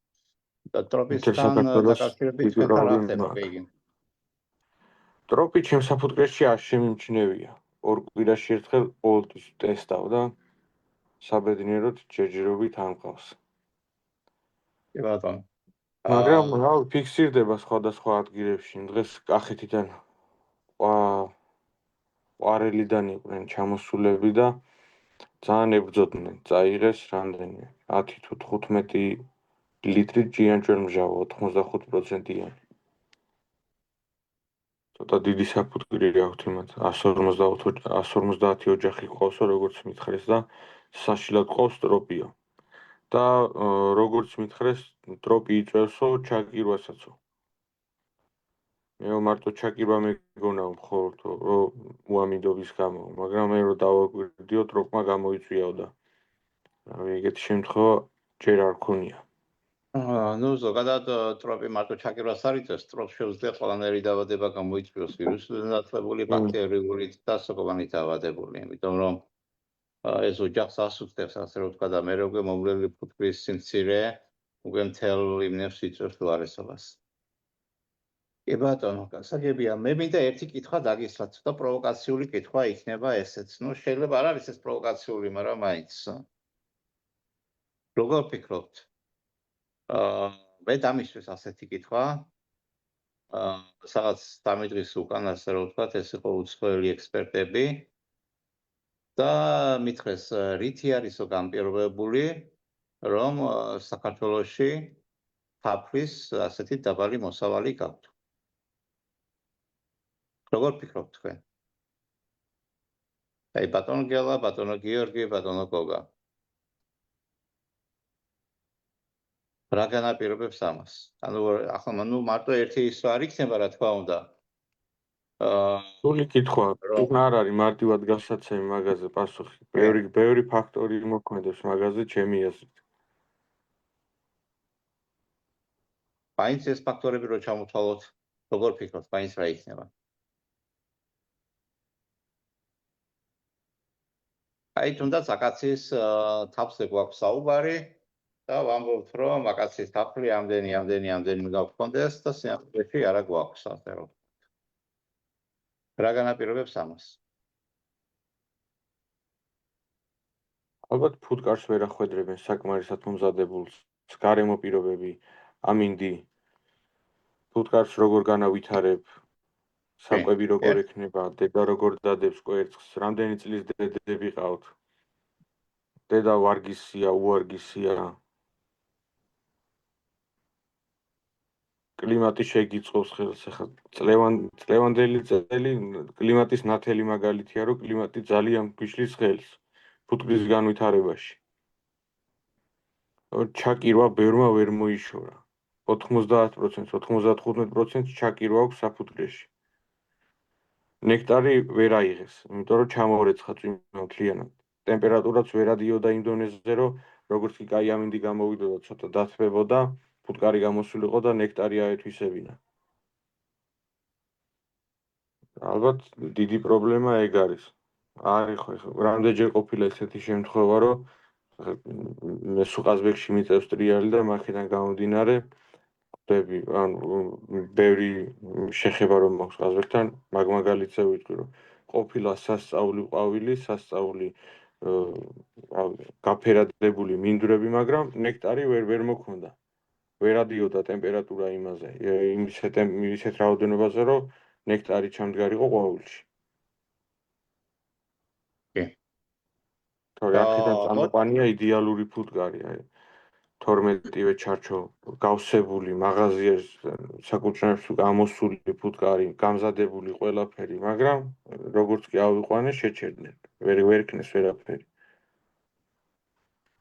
ალეკო, მე ვფიქრობ, რომ მე მარტო რა თქმა უნდა ხა ამინდზეც და სეზონზეც, მაგრამ თავარი პრობლემა არის, რომ ჩვენ არ გვაქვს დიდი სამრეწველო საფუტკრეები რა. ჩემი აზრით ესაა ყველაზე თავარი, რაც ჩვენ რაოდენობაში ვერ ვიქებთ თაფლს, რათა ზოგადად ვერ ვაწარმოებთ იმ რაოდენობის თაფლს, ქვეყანაზე ვამბობ, ახლა შეიძლება ახლა კონკრეტულმა ადამიანები აწარმოებენ, იმიტომ რეალურად პროფესიონალი მეფუტკრეები ყავს ცოტა. დიდი საფუტკრი არის საქართველოში ძალიან ცოტა. და პატარა საფუტკრეებზე მოდის ძირითადი, ესაა ძირითადი, მეტი არაფერი არა, აქ ამინდი არაფერი. ეხლა პირობითად ვამბობ რა, ეხლა სუფთა 10 კილო აკაციას ამოვიღებდი. და ეხლა 1000 ოჯახით რო 10 კილოს ამოიღებ და რა მასშტაბზე გაყვალდა, სად ეხლა 200 ოჯახით რო 10 კილოს ამოიღებ, ხო? ნუ აი ეს არის ჩვენი პრობლემა. 80 ალბათ 2-3% ყავს პროფესიონალი მეფუტკრე, რა ვიცი ეხლა. პირადად, იმის მიუხედავად მეც არ ამყავს ცოტა ფუტკარი, მაგრამ მაინც პროფესიონალად არ ვითვლები მე. საფუტკრე მინიმუმ უნდა 500 ოჯახიანი მაინც უნდა იყოს, 400 ოჯახიანი, რომ მეფუტკრემ ნორმალურად კარგად იცხოვროს და ნორმალური შემოსავალი მიიღოს. დანარჩენ შემთხვევაში, ხო, რეალურად არის არაპროფესიონალური, არარენტაბელური საფუტკრები, რომელიც აი გამართლებაზე ხარ. დიდი საფუტკრე მე არ მახსოვს, რომ ძლიერო, ეხლა რომელიც საუკეთი იმის მიუხედავად ცუდი ფუტკარი მართლა ამყოლია, მით უმეტეს ჩემ მეგობრებთან ეხლა ვისაც ურთიერთობები მაქვს, ეხლა ვანახებთ ერთმანეთს ვიდეოებს, ჯგუფებში, ძებს, რაღაც ჩატებში, ცუდი ფუტკარი ამყოლია. იყო განსაკუთრებულად, თქვა პირობითად, თქვა 200-230 ოჯახიდან, პირობითად 40 ოჯახი, რომელმაც პირობითად 20 კილო მოიტანა და არის ოჯახები, რომელმაც 15 კილო მოიტანა. ხო და ანუ ისა რომ მაინც მოახერხა ხო ფუტკარა, თუნდაც აი 2-3 დღე არ ქონია რეალური ამინდი ნორმალური, მაგრამ მაინც მოახერხა. ვფიქრობ, რომ რა თქმა უნდა კლიმატზეცაა დამოკიდებული, ცოტა ამინდიც რო ყოფილიყო, წელს რო აი ოდნავ ხელი შეეწყო და აი მართლა ბუნება რომ ჩვენ წინ ნაღდე ხარ ყოფილიყოს, მე ვფიქრობ, რომ სკევიდან თაფლი გადმოვიდო და იმ ხელა აი ესეც როგორ ქნა მე მიკვირს რა.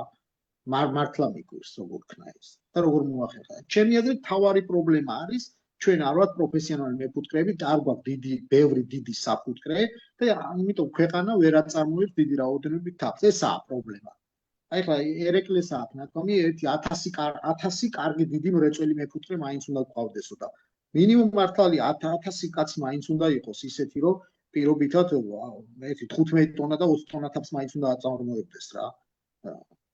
მე ვფიქრობ, რომ საქართველოს პირობებში ხო, და მე ვფიქრობ, რომ საქართველოს პირობებში შეიძლება მაგის ისა და რაღაცა თუ ეხლა თქო და ადვილი არ არის საკმაოდ სანამ მაგდონემდე მიხვალ და განვითარდები კარგი ფინანსური ხარჯი გინდა მოწყობა გინდა, მაგრამ ვფიქრობ, რომ შეუძლებელიც არ არის და ვფიქრობ, რომ ყველაფერი გვაქვს რა იმისათვის, რომ რაღაცა მასშტაბს მივახციოთ, მაგრამ აი მაინც რაღაცა ბოლომდე გვიშლის რაღაცა ხელს, ცოდნა გვიშლის, რაღაცა აი ეს თუნდაც გვიშლის ის რომ რაღაცაზე მიჯაჭვური ვართ, რაღაცაზე კონკრეტულს ვერ ველევით, რაღაცა ერთმანეთს რაღაცა არ უჯერებთ. ჩვენ რაღაცა ყველას ჩვენი თავი პროფესიონალი გონია და რეალურად აი ელემენტარული რაღაცა ცუდი ამინდები იყო და რაღაცა ის ბოლო აი ისე დავიბენი რომ წლევანდელმა წელმა ბევრი რამე მასწავლა რა. და მაინც ვფიქრობ რომ ძირითადი პრობლემა არის ეს რომ დიდი საფუტკრეები და დიდი საერთო საფუტკრეები გვჭირდება. კი გიო, გასაგებია შენი სიკი მე ზოგადად გოგასაც ვეთანხმები, ანუ მართლაც ეს პრობლემა არ არის, ასე ვთქვათ, ერთი იმითი, ანუ კონკრეტული რომელიღაცა პარამეტრზე დამოკიდებული, ასე რომ ვთქვათ, კლიმატურ პირობებს და დაავადებები და სამრეწველო საფუტკრეები. თუმცა მე და ერეკლესაც ბევრჯერ ვისაუბრე ამ თემაზე. და ყოველთვის ვამბობ, რომ საქართველოში აუცილებლად უნდა გქონდეს დაახლოებით 2000 სამრეწველო, ანუ სამრეწველო საფუტკრე, 2000. ახლა ამ 2500 მეფუტკრე მართავს, თუ 1000 მეფუტკრე არ აქვს მნიშვნელობა. თავარია 2000 კომერციული საფუტკრე გქონდეს ყველა რეგიონში და ამის პირობები სრულიად შესაძლებელია. თუმცა მარტო ესეც არ არის გამსასწრებელი. მაგალითად, სკის სისტემა, ანუ ადამიანს როცა სამრეწველო საფუტკრებზე საუბრობთ, ეს ჩემი სუბიექტური აზრი ის არის, ფიქრობ რომ თითქოს თავს ვახმევ ყველას რაღაცას და ასე შემდგომ. თუმცა ლაქსროტულზედაც რომ დავიწყეთ საუბრები, იმ დროსაც თითქოს და ხალხს უჭირდა გადმოსვლა მაგალითად, მაგრამ ჩვენ საუბრობთ რომ ლაქსროტული ეს არის ის იგი, ეს საკუთარი პრაქტიკიდან გამომდინარე საუბრობთ, ეს არის სისტემა, რომელიც ნაკლები დროის ანახარჯებით მოგცემს საშუალებას უფრო მეტი ფუტკრის ოჯახი მართოთ. სხვა რო არაფერი ასე რომ ვთქვათ.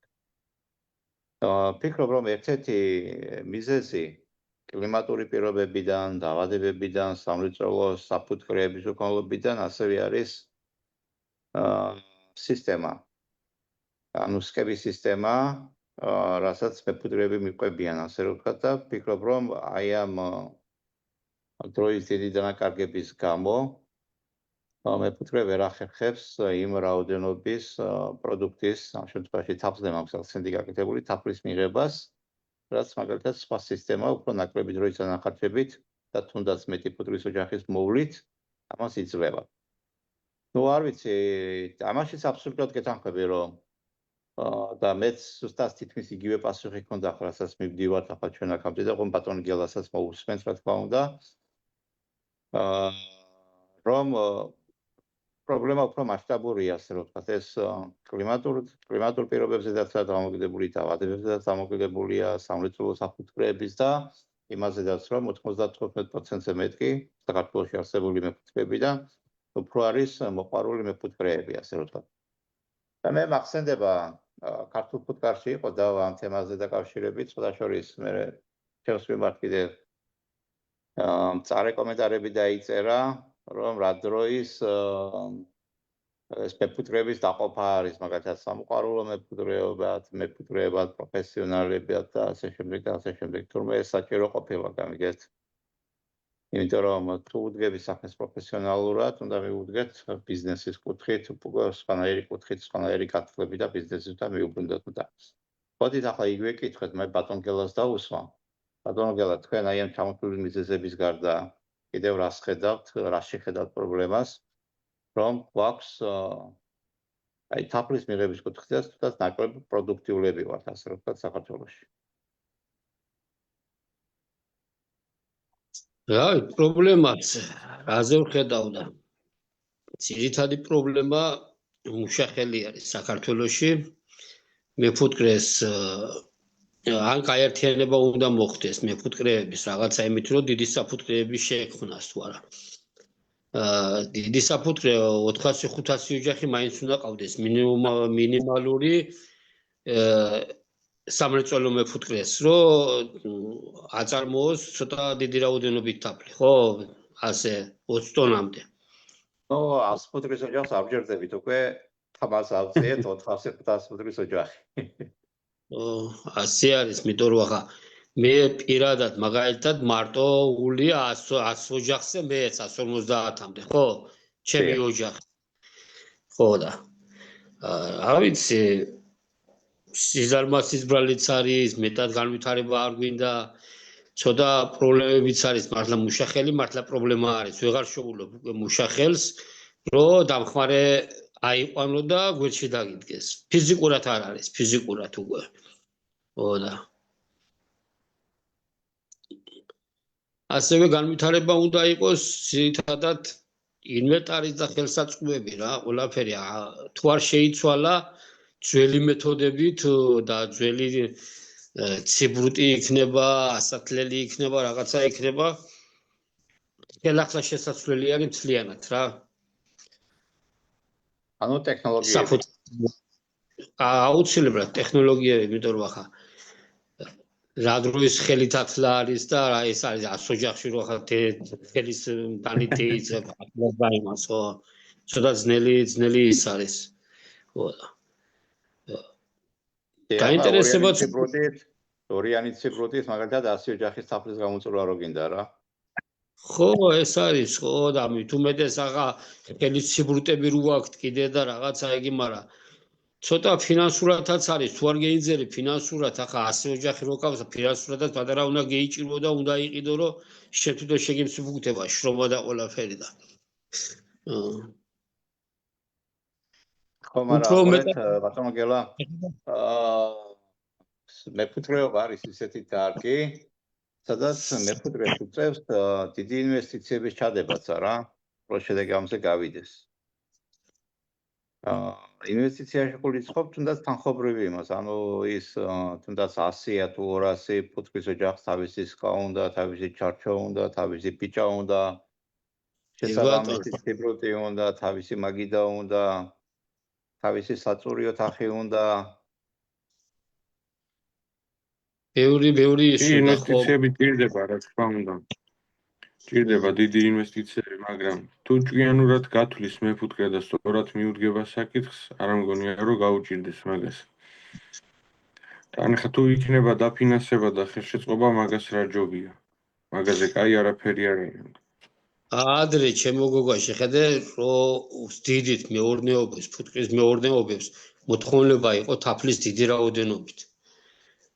იმდენი თაფლი იყო მოთხოვნა ფიზიკურად ოღონ მეგეყვანა და ცდილობდი რაც შეიძლება მეტი მეგეყვანა, რაც შეიძლება არჩებოდა, ფიზიკურად არჩებოდა თაფლი გოუყიდავი, გატანაკერა და სახში ვაკითხავდნენ და აქეთ თურქეთიდან და აზერბაიჯანიდან ხომ მოდიოდა და ვინ დაგიტოვებდა თავს და ახლა რო უკვე თაფლის რეალიზაცია გიჭირს, ბანკით უნდა ერბინა და რეკლამა უნდა აკეთო დღე-დაღამე და იყო რაღაცა უკვე სხვანაირი ის არის რა, უკვე ბაზარში შესვლა სხვანაირად შეიმაშობა და ყველას არ შეუძლია რომ სულ იყოს და რეკლამა აკეთოს და რაღაცა ამის და აქ ზოგიერთს მაგის ნიჭი რო რაღაცა და ადრე არ იყო და იმას ვცდილობდი აშილა მეყანა. უკვე აღარ ფიქრობ იმაზე რომ გაზარდო და რაღაცა მეტი ის იმასნას რომ უკვე თაფლის უკვე ნახევარი რო გაუყიდავი და სახში ერთს ვიტყვი თუ შეიძლება რომ პირიქით რა რაოდენობა უნდა გავზარდოთ რომ უფრო მეტი მოსავალი ავიღოთ რომ ფასში კონკურენტუნარიანები ვიყოთ და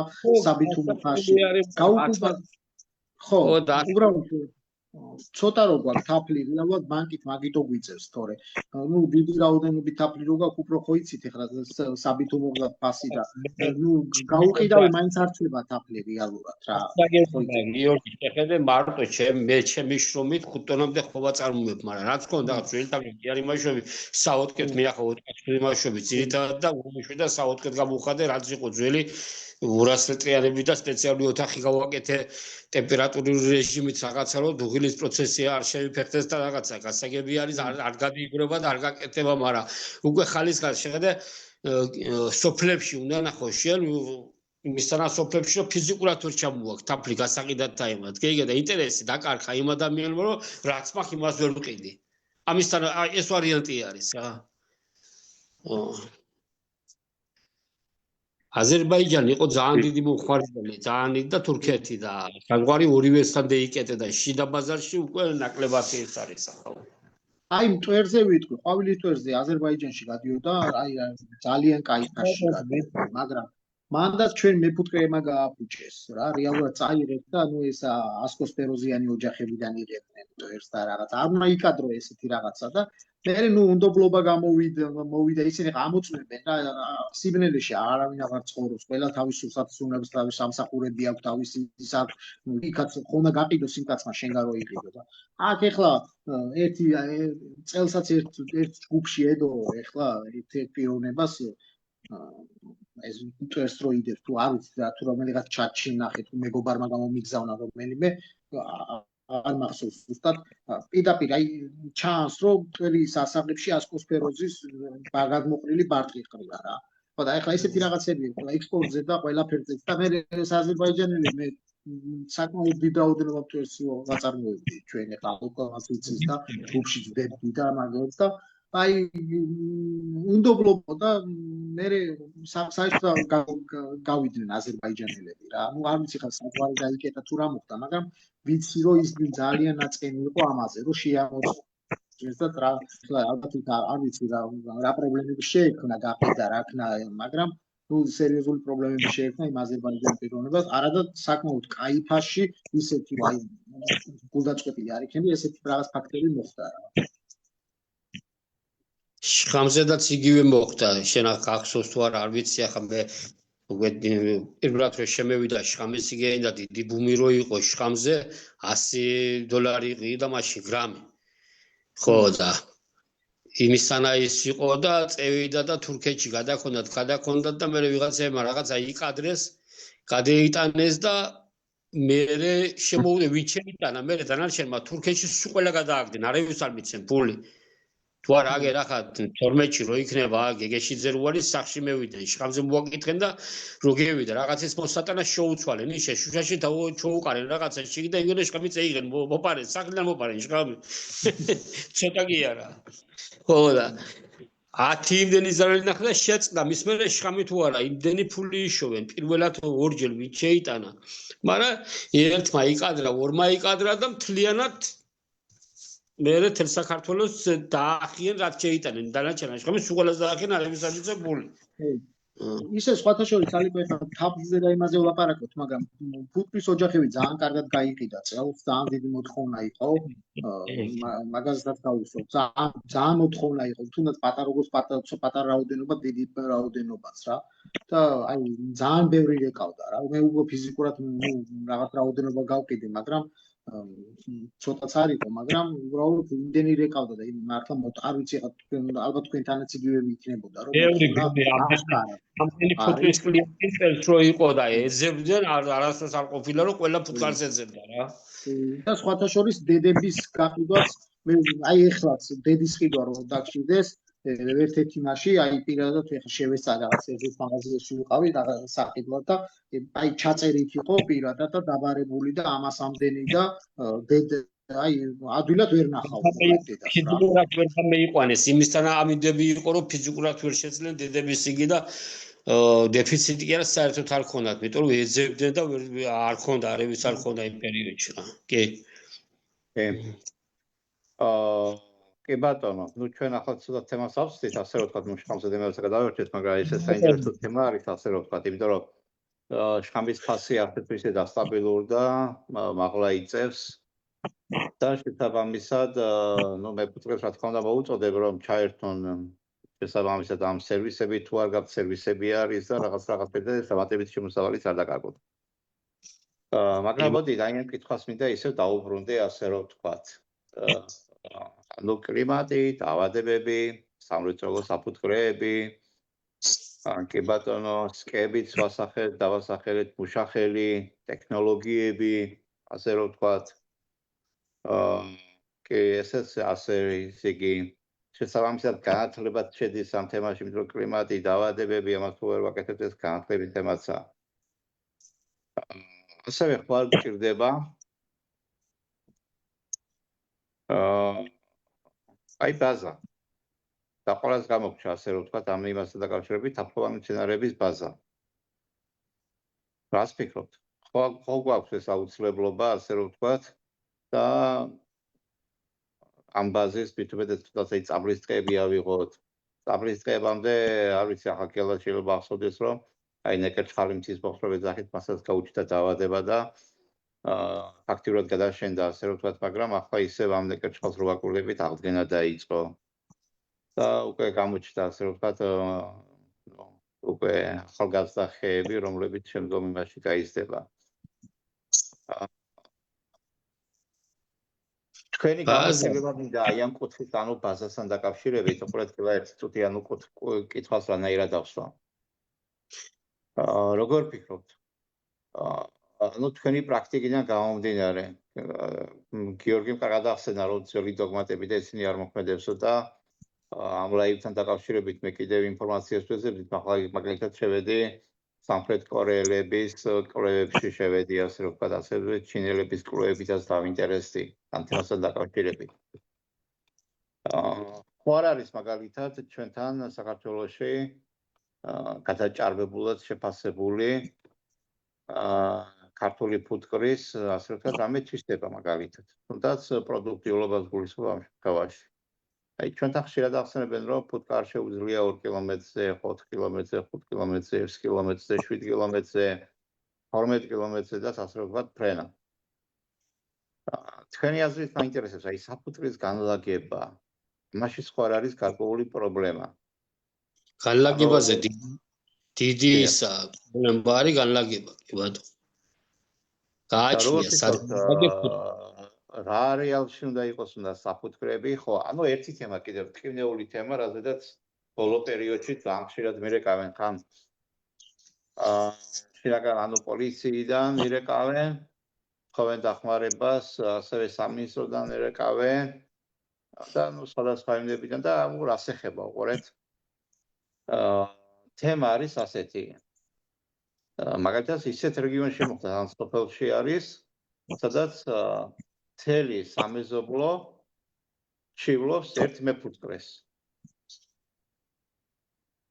ნამდვილ და თხოვენ რომ ფუტკრის ოჯახები გაიყვანოს. ასე რომ ვთქვათ. არა და ახლა სოფელში ცხოვრობს ადამიანი და ფუტკრის ოჯახების გაყვანა რატო არ ამასობთ, რომ არ მოუვარე, პორტს არ მოუვარე, ფრინველს არ მოუვარე, ფუტკარს არ მოუვარე და ასე შემდეგ, რა.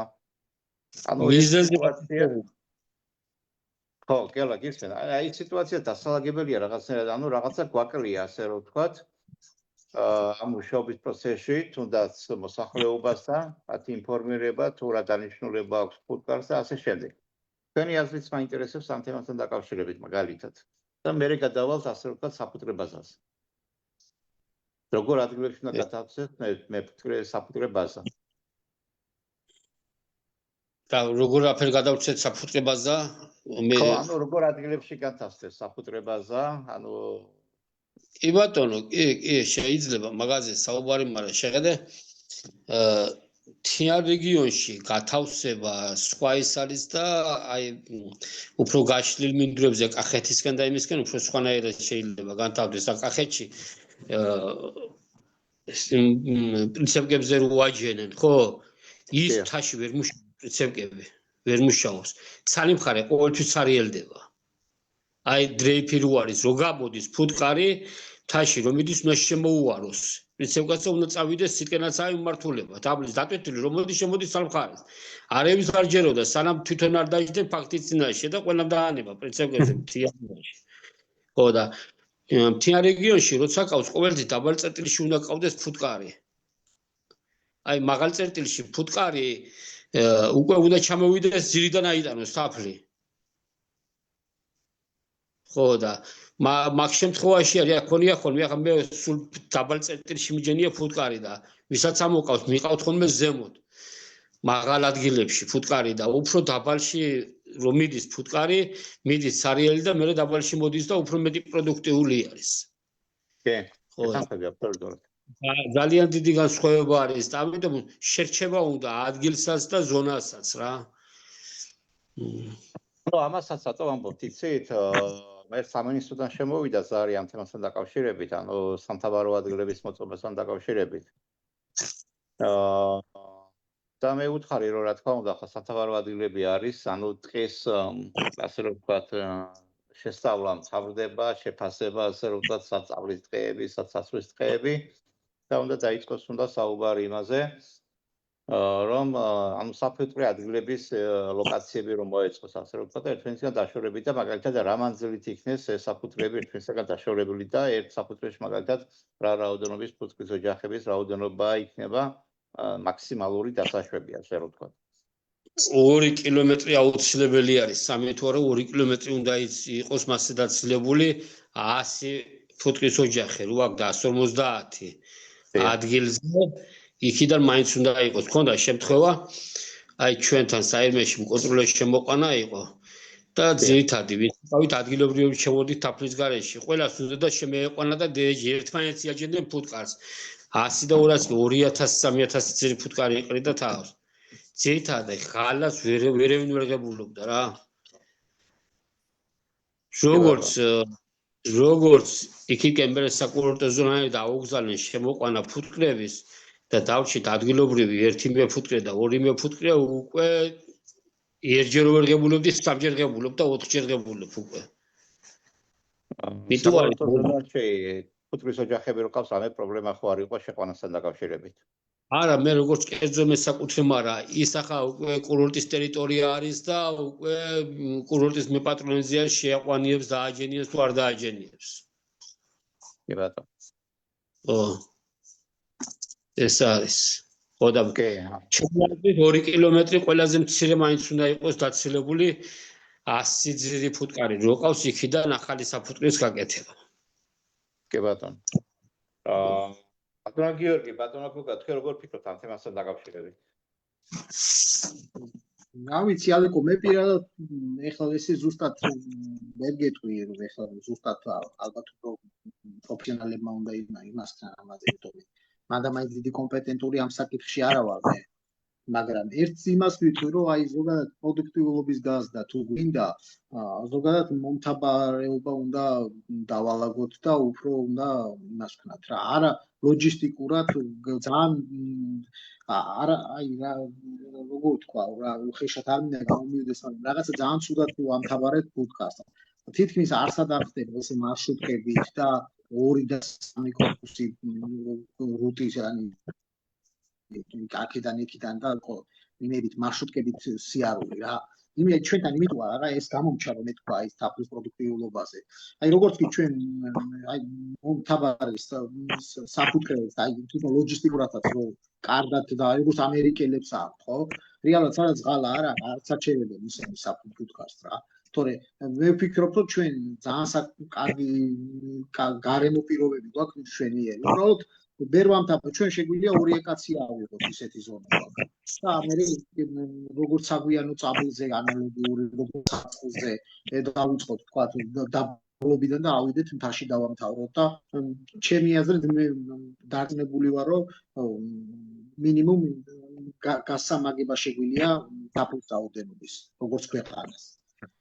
ну ტექნიკა არა გვაქვს და პირადად შემთხვევაში ახლა პირადად პრობლემა მაქვს რომ არ ვარ ისე მოწყობილი რომ აი თქვა 3 კორპუსი რუტი და 2 კორპუსი რუტი ვამთაბარო რა არც მუშახელი არა არც ტექნიკა არა მაქვს შესაბამისი ხო და აი შეიძლება თქვი ახლა სახელმწიფო თქვა რაღაცა სურვილები გამოთქვა და რაღაცა იმდენი აუთვისებელი ზონები გვაქვს იმდენი აუთვისებელი ზონები და აი მართლა სადაც გზა არ შედის რა რეალურად ხო და აი მე ესე ვფიქრობ რომ იჯარით გადაცემა შეიძლება რა არის თუნდაც გარდაბნის ნაკრძალში არის ესეთი ის რომ რაღაცა გადასახადია თვითონ ფუტკრის ოჯახი რაღაც არის ეგეთი რაღაცა პრეტენდ არის რა ნაკრძალში რო შედიხარ ანალოგიური უნდა იყოს ტყეში უნდა გაკეთდეს გზები და უნდა შედიოდე რა ნორმალურად რა მაღალშიც და ვფიქრობ რომ ამით პროდუქტიულობას გავზდით აუცილებლად რა და აი ყველაზე დიდი პრობლემა ჩემი აზრით საქართველოში არის მაინც ეს ტექნიკა რა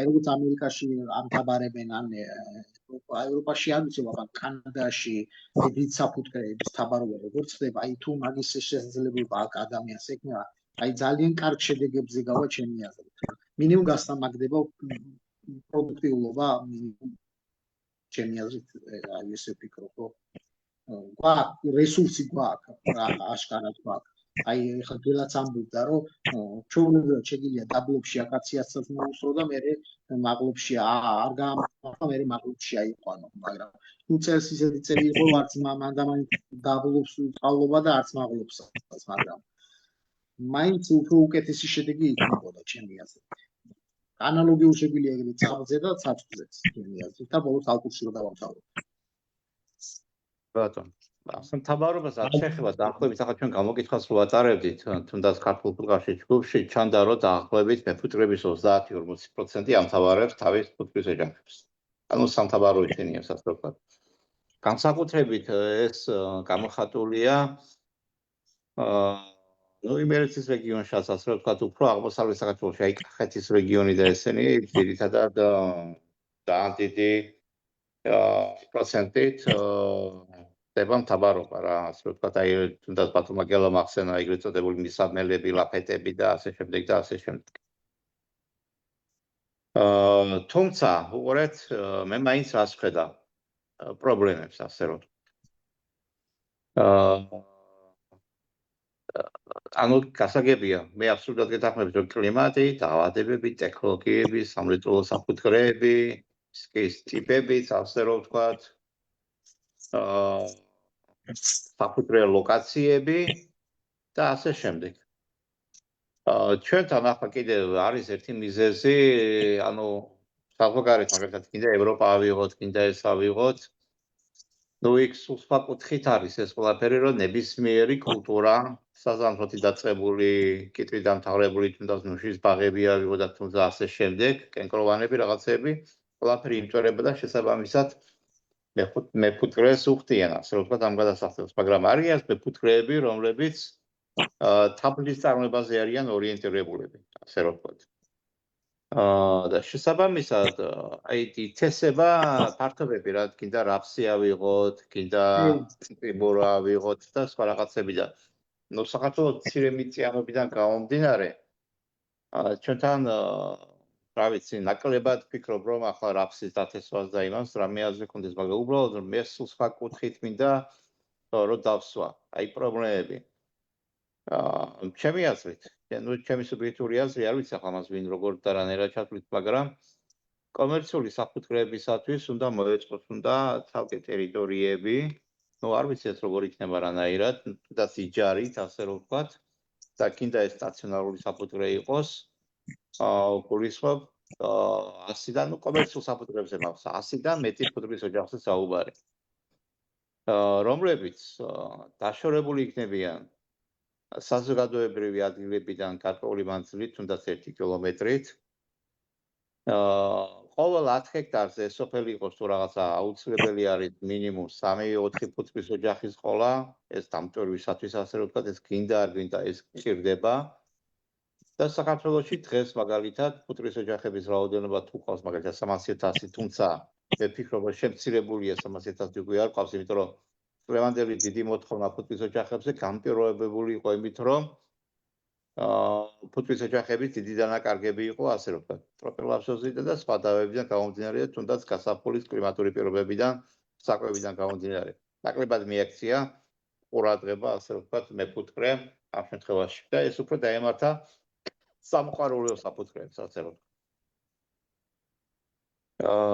და უნდა მოხდეს უნდა აი ამ საფუძვლების ირგვლივ გარკვეული ნუ განაშენიანება ასე რომ ვთქვათ ეს წაბლი იქნება ცაცხვი იქნება თუ საფხულის თაფლოვანი მცენარეები იქნება სხვადასხვა ასე რომ ვთქვათ ამაზე დიდ საქმეს აკეთებენ მაგალითად ბატონი ემზარი ქურდაძეც ბატონი მახაზ კოტრიკაძეც გურიაში და სხვადასხვა თაფლოვანი მცენარეების გავრცელებაზე აკეთებენ აქცენტებს ასე რომ ვთქვათ თუმცა ისევ ვამბობ რომ საქართველოში ჩვენ გვჭირდება 2000 მინიმუმ 2000 კომერციული საფუძვლე რომელიც თავისი ბუნებრივი ბაზით იქნება ასე რომ ვთქვათ გარშემორტყმული ასე რომ ვთქვათ და მე გელას ვეთანხმები იმაში რომ თუნდაც სამთავრო ადგილები რომ არის და 100 ფუტკრის ოჯახი ლოკაციები საფუძვლებს შორის უნდა იყოს უნდა დაშორება 2 კილომეტრი იმიტომ რომ დაახლოებით ფუტკარი რომელიც ღალაზე მუშაობს მიდის, ანუ მისი ეფექტური მანძილი არის დაახლოებით 1200-1300 მეტრი. ნექტარზე როცა მუშაობს, მაგრამ აქაც დიდი მნიშვნელობა აქვს. აი გელამ რო ახსენა, დაღმართი იქნება თუ აღმართი იქნება ფუტკარს რა აქვს საფრენი, ანუ თავისუფალი ფუტკარი უფრო აიფრენს ასე ვთქვათ აღმართს, ვიდრე დატვირთული ფუტკარია რა. და შესაბამისად ესეც განაპირობებს აუცილებლად პროდუქტიულობას. ანუ დაბალ იმაში უკვე დატვირთული ფუტკარი როცა მოვა, უფრო შემოფრინდება. ასევე როცა შევისწავლე სამხრეთ კორეელი მეცნიერების კვლევა, ანუ ფუტკრის ოჯახის ფრენასთან დაკავშირებით,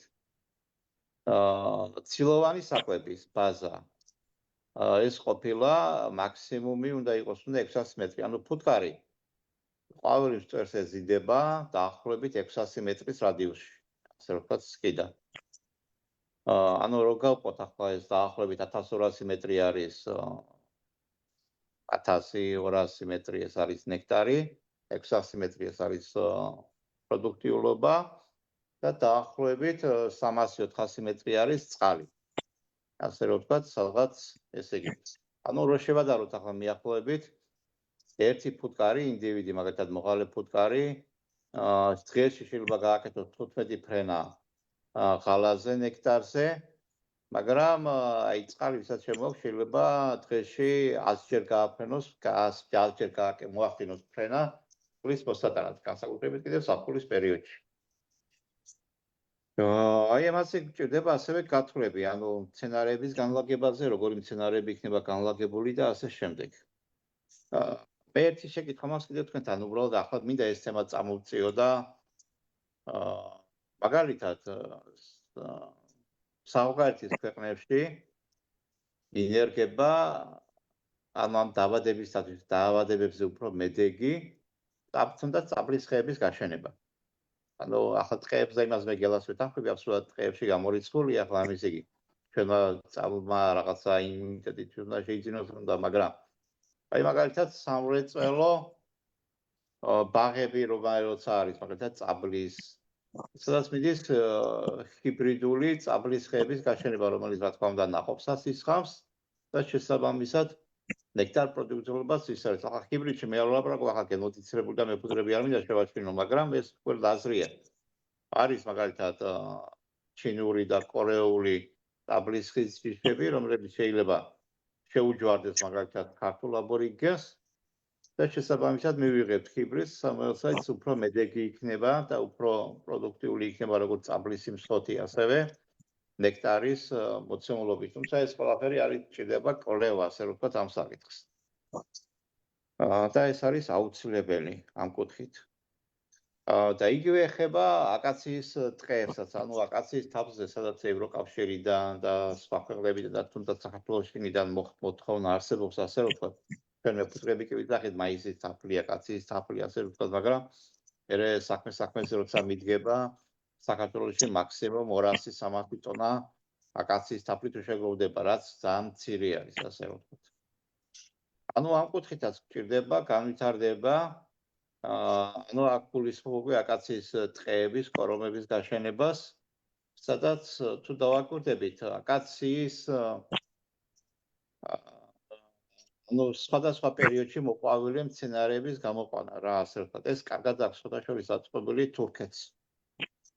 რომლის კვლევითი ცენტრები, ანუ კვლევითი ლაბორატორიებს გამოყავს აკვირდებიან, ასე ვთქვათ, ანუ ფერმერებთან აქვს კავშირი და სამწუხაროდ ეს კავშირი ჩვენთან არ არსებობს ჯერჯერობით. და აკვირდებიან მცენარეებს, რომლებიც მაგალითად ხასიათდებიან დაავადების მიმართ მედეგობით, ასევე ხასიათდებიან ძელვადიანი ყვავილობით, ანუ ყვავილობის ისეთი პერიოდია, როდესაც ერთმა მაგალითად აკაციის მცენარემ დაამსრულა თავის ყვავილობა და მის შემდგომ იწყებს ყვავილობას, ანუ გახარძლივებაზე არის საუბარი. და სხვათა შორის ეს კარგად აქვს შესწავლილი ასევე თურქებს ცაცხვის ხესთან დაკავშირებით. ანუ არის ცაცხვის ხის სხვადასხვა სახე ჯიშები, რომლებითაც სხვადასხვა პერიოდში ყვავილობენ, ასე რომ ვთქვათ. აი თუნდაც ახლა გიორგი შენ რა ახსენეთ, საქართველოში ჯერ სადაც მეტი თბილა, ცაცხვის ხეებს ყვავილობა არ აქვს დაწყებული და უკვე თბილისში, აღმოსავლეთ საქართველოში, საწყებს ყვავილობა დაწყებული აქვს, ასე ვთქვათ 2-3 დღეა რაც შენ ახსენე რომ დაწყებული აქვს. ანუ ასეთი რაღაცები არის ამ კუთხით შესამუშავებელი და ამ ყველაფერს რა თქმა უნდა მეფუტკრეები ვერ შეძლოთ, ამ გვჭირდება სახელმწიფო ჩართულობა, რომ თუნდაც ეს კომერციული საფუტკრეები, ნუ უცბად შეიძლება ახლა 2000 საფუტკრე ვერ შექმნათ, მაგრამ მაგალითად ერთ წელს შეიქმნა 100 საფუტკრე, მეორე წელს კიდევ დაამატებით კიდევ 200 საფუტკრე და ასე შემდეგ და ასე შემდეგ და ასევე მეფუტკრეებზე იქნეს უნდა მორგებული, რა თქმა უნდა, ადგილობრივი მეფუტკრეების გათვალისწინებით სამთაბარო ლოკაციები. სამთაბარო ლოკაციები იქ, სადაც სიმჭიდროვე არ უნდა შეიქმნას, იმიტომ რომ ჩვენ რო ვაკვირდებით, ახლა გელამაც ახსენა ეს იგი, რომ ბევრი ფუტკრის ოჯახი როცა შეიკრიბება, პროდუქტიულობა იკლებს. და შესაბამისად ამ ფუტკრის ოჯახებიდან 70% გასცდა, ასე რომ ვთქვათ, ანუ ტყუილა დაიხარჯა, დრო და ესე იგი და შემოსავლიანი კი თუ იქნებოდა აქედან მარტო 30% ფუტკრის ოჯახების, ასე რომ ვთქვათ, რომელიც ამ დრეიფიან რაღაცა პირობებმა განაპირობა, ასე რომ ვთქვათ, აი როგორც ვაგონზე რომ მოათავსებდა ერთ მხარეს თაფლი არის, მეორე მხარეს სარიელი არის, ასე რომ ვთქვათ. ალეკო, ერთ დავამატებ, რომ შენ გაგახსენე, მგონი 2014 წელს ან 15 წელს მე პოსტი მქონდა, რომ ჰოლანდიელმა მეფუტკრეებმა წაიღეს სპეციალურად ხაშური ყველაზე ცივი ზონაშია რჩიეს და იქიდან წაიღეს აკაცია. და 2 კვირით რეალურად რაღაცა ეხა დიდი მასშტაბი არ წაუღიათ, მაგრამ დაახლოებით 200 ნერგამდე წაიღეს და იყო ესეთი დაახლოებით 2 კვირა გაახანგრძლიეს აკაციის ყვავილობა. აი 2014-ში თუ 15-ში მე ეს პოსტი მედო ქართულ ფუტკრაში, რა თქმა უნდა, ხო, შეგვიძლია ამოვწო. ნუ ბევრს ეხლა ეს სასაცილოდ არ იყო, მაგრამ რეალურად მართლა ეს ეკნეს რა. ეს მე ვამბობ ამას დაზუსტებული ინფორმაციით, ხაშური იმიტომ ხაშურის სოფლები იმიტომ იმასთან შეირჩა, რომ ესენი რეალურად ეხლა თუ არ ვწდები, შეიძლება ეხლაც იწყებდეს ყვავილობას. ხარ და სპეციალურად ეს ჯიშები და ათაური ისე ენერგიები წაიღეს და რეალურად როგორც მე მაქვს ინფორმაცია 2 კვირით გაახანგრძლივა იმ ენერგიებმა და იმ დროს აყვავილდა რეალურად რა დროსაც აყვავილობდა რა და 2 კვირით გაახანგრძლიეს და აი მე ამაში კომპეტენტური არ ვარ თავს ვერ დავდებ, მაგრამ უბრალოდ ეს ინფორმაციისთვის 2014 ან 2015 წელს პოსტიც დავდი ამასთან და დავწერე და ბევრს საცინად არ იყო რეალურად, მაგრამ ნუ მე უბრალოდ ფაქტი რაც იყო და რაც გავიგე ის დავდი და მაგაში მართალი ხარ ალეკო, რომ რეალურად მოსაწესრიგებელია ესეთი რაღაცები და ზოგადად აი მე ეხლა გელას მინდა კითხვა დაუსვა, აი გელა, აი ტყეში თქვენთან სანიტარული ჭრები დეპარტამენტი თუ აქვს სანიტარულ ჭრებს, აი ერთ-ერთი დაავადებებთან ბრძოლისთვის ხო ეს ერთ-ერთი რაღაცა მექანიზმია, რომ თქვათ რაღაც დაავადებულ ხეს იშორებენ და სანიტარული ჭრები იკეთდება. მე გურიაში ბაბუო ჩემი მეუნებოდა რომ რეალურად კომუნისტების დროს ეს სამსახური კარგად მუშაობდა.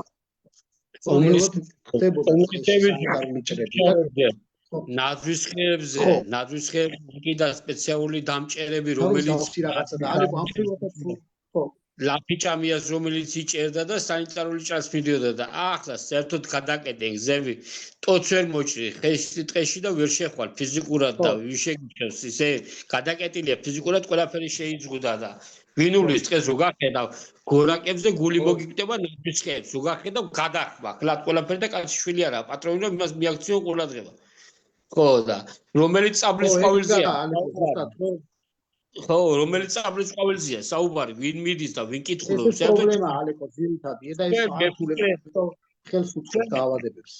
შემო, ის გიორგი, ჩვენ მეფუტკრეები რო ვართ, იმაზე შევკივა გული, რო უყურებთ, რომ ის ყვავილი რო ფუშტება და რაღაცა და მიტომ უფრო ვაქცევთ, ყურადღებას თუ არა.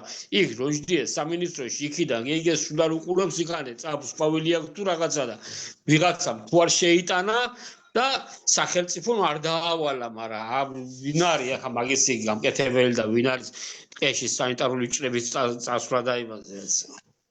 მე მახსოვს ჩემი ბავშვობიდან დადიოდება, ბუაჩეი მეტყევე იყო იგი და ნაძვის ხეებზე ძაბრებივით ყიდებდნენ და სპეციალ წამალს ჩააცხამდნენ შიგნით და რაც არის ნაძვის დაავადება ლაფიჭამია იფსუზე მიდიოდა და ყდებოდა და ახლა გადამხმარე რო გახედავ ხეებს ნაძვის ხეები არის გადამხმარე ნახევარზე მეტი.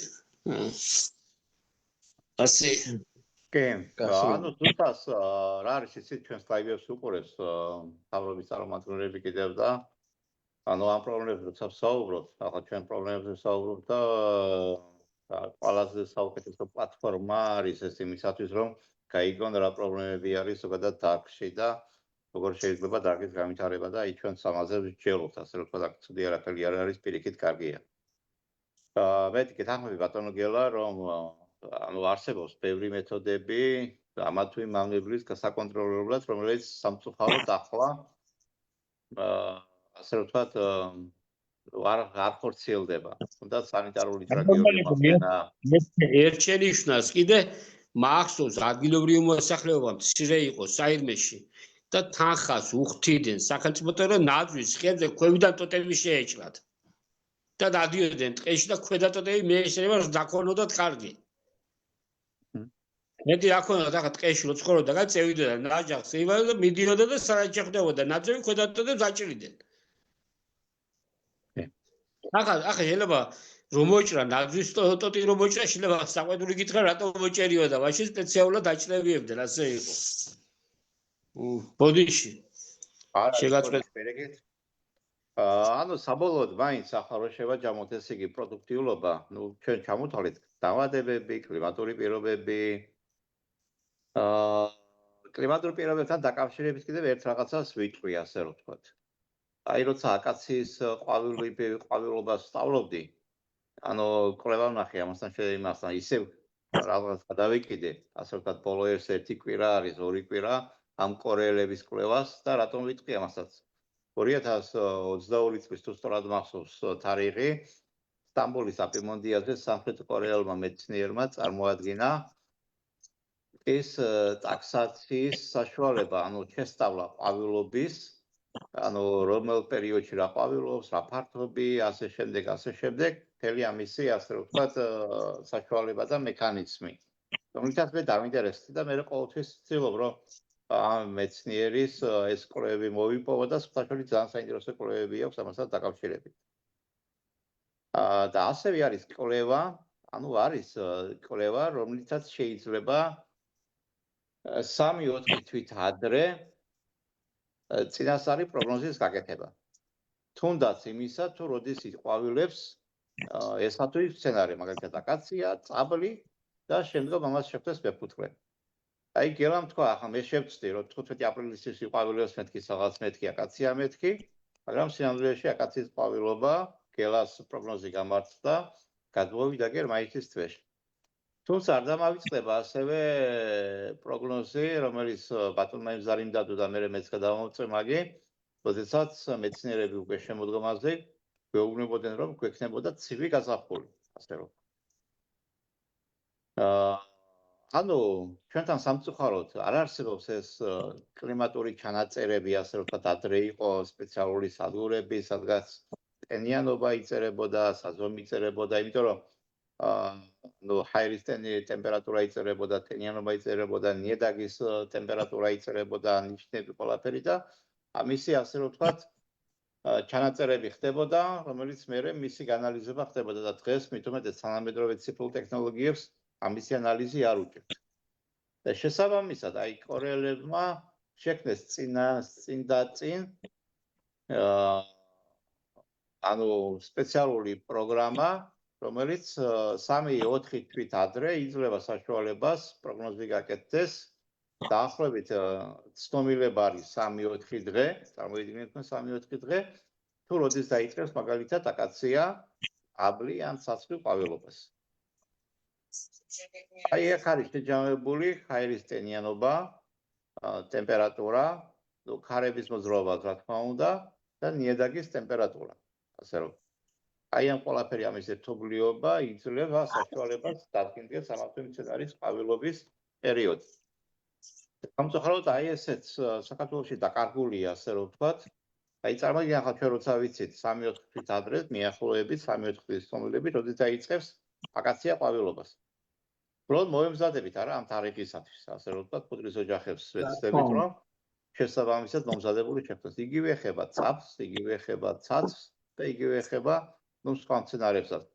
ზოგადად როცა ერთი მცენარის ყვავილობის იმას დავადგენთ, მერე დაახლოებით ვიცით სხვა სცენარები, ასე რომ ვთქვათ, რა პერიოდში აყვავდება, ასე რომ ვთქვათ, იმიტომ რომ გარკვეული კანონზომიერება სცენარების ყვავილობას შორის, ფაზებს შორის არის, რა თქმა უნდა. რა ვიცი, მე ვფიქრობ, რომ ეს სამსახურიც წელს, თუმცა წელს კი არა, ზოგადად ახლა კლიმატური პრობლემებიდან გამომდინარე, მსგავსი სამსახურის აუცილებლად არის საჭირო, რომელიც თუნდაც ყველა რეგიონში, მაგალითად, სამეგრელო იქნება, საყელში იქნება ადგილი, მაგალითად აჭარაში, ასევე გურიაში, ასევე იმერეთში ეს დაბალი ზონა იქნება, თუ მაღალმთიანი ზონა იქნება. და ყველა რეგიონში შესაბამისი სადგურებიც 7-8 სადგურის რო იყოს, სადაც ინფორმაციები შეიკრიბება, ყოველდღიური ჩანაწერებები და ანალიზდება და შესაბამისად მერე გარკვეული წინდაწინ პროგნოზების დაიდება ამასაც დაკავშირებით რა. ესაც ვფიქრობ, რომ ერთ-ერთი გამოსავალია იმისათვის, რომ თუნდაც ჩვენი კუთხით მარტო საფულის მეურნეობის ნებისმიერ დაგსახება ესე იგი, რომ მოსავლიანობა გაიზარდოს, თუნდაც ხმათესთვის პერიოდები გაიწეროს, ასე რომ ვთქვათ და რა მოსალოდნელი ამინდები გველოდება წინ, ასე რომ ვთქვათ, რა ვიცი. ჩემი აზრი, ასეთი აზრიც გამიჩნდა, როდესაც ამ კვლევებს, ასე რომ ვთქვათ, გადავხედე რა, ასე რომ ვთქვათ.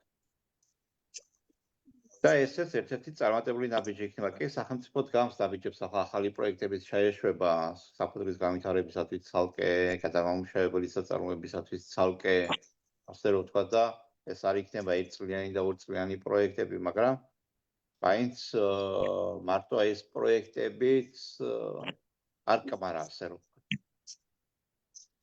აუცილებელი იქნება, აი როგორც გიორგი მახსენა, მეფუტკრეების ცოდნის დონის და აუცილებელი იქნება მასთან პარალელურად ასევე კომერციული საფუძვლების და უნდა გამოიყოს და ტერიტორიებიც კომერციული საფუძვლებისათვის და ამასაც ახლა განმარტავ და რატომ. სხვადასხვა ეს თემა ამოწყებებთან საუბრისას წარმოიშვა, ასე რომ ვთქვათ. აი მაგალითად სოფელში კი, მესმის ყველაფერი, მაგრამ სოფლის ცენტრში 300-400 ოჯახიანი საფუძვლის განთავსება ცოტა რთულია რა. თუ სოფელი მაგალითად მჭიდრო მოსახლეობა არის, წარმოგიდგენთ რა ფუტკრის კონცენტრაცია იქნება, ახლა სულ სხვა არის მაგალითად 3-4 ფუტკრის ოჯახი გარკვეულ ტერიტორიაზე განაწილებული და სულ სხვა არის 300-400, თუნდაც 100 ფუტკრის ოჯახი ერთ ტერიტორიაზე მოქცეული, ასე რომ ვთქვათ. თუნდაც მეზობლებთან ჩვენ არ გვაქვს თან კანონმდებლობა გაწერილი, რომ მეზობლებს შორის დამოკიდებულება კონფლიქტი არ წარმოიშვას, როგორ უნდა იყოს მაგალითად არეგულირებელი მეზობრიდან საფუძვლის დაშორება, როგორ უნდა იყოს მეზობლის ღობის გულისხმო, როგორ უნდა იყოს ღობის სიმაღლე და ასე შემდეგ. ზოგიერთ ქვეყნებში ეს პრობლემები იყო, ასე რომ ვთქვა და ეს უბრალოდ მოგვარებულია. ჩვენ გვაქვს მარტო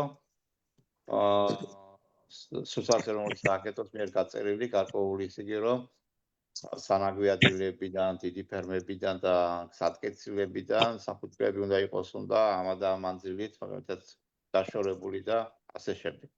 თუმცა როგორც ხედავთ, დღევანდელი პრაქტიკა იმასაც გვანახებს, რომ ასე რომ ვთქვათ, ესეც არ არის საკმარისი, ასე რომ ვთქვათ, იმიტომ რომ ჩივილებით არის მოსახლეობიდან მეფუტკრეების ხრივ და ამ ხრივ კიდევ საჭიროა ისევე მეორე. ჩვენ ყოველ 10 ჰექტარზე ჭირდება 3-4 ფუტკრის ოჯახი და დღევანდელი ფუტკრის ოჯახების რაოდენობა რაც აქვს მაგალითად 200,000-დან 300,000-მდე არ არის საკმარისი და დაახლოებით საქართველოს ჭირდება 900,000 ფუტკრის ოჯახი. და კიდევ ერთი. აუცილებლად ჭირდება მოსახლეობის ინფორმირება თუ რა დიდი მნიშვნელობა აქვს ფუტკრის ოჯახებს კაცობრიობისათვის, ასე რომ ვთქვათ. და შესაბამისად, აი კარგია ახლა მე ვაწყდები მაგალითად გიორგი შენს იმასაც წავაწყდი, როდესაც საგანმანათლებლო დაწესებულებებში სკოლებს გულისხმობს ამ შემთხვევაში. მასწავლებლები აკეთებენ, ანუ აწყობენ, ეწყობა ტური, ასე რომ ვთქვათ, ექსკურსიები საფუძვლებში, ოღონდ საფუძველი რა თქმა უნდა იყოს კეთილმოწყობილი და დაცული, ასე რომ ვთქვათ. და ასე შემდეგ. ნუ ამით გჭირდება მოსახლეობის უფრო მეტი გათვითცნობიერება და ფუტკრის მნიშვნელობის, ასე რომ ვთქვათ, უფრო როლის ცოდნა მოსახლეობაში.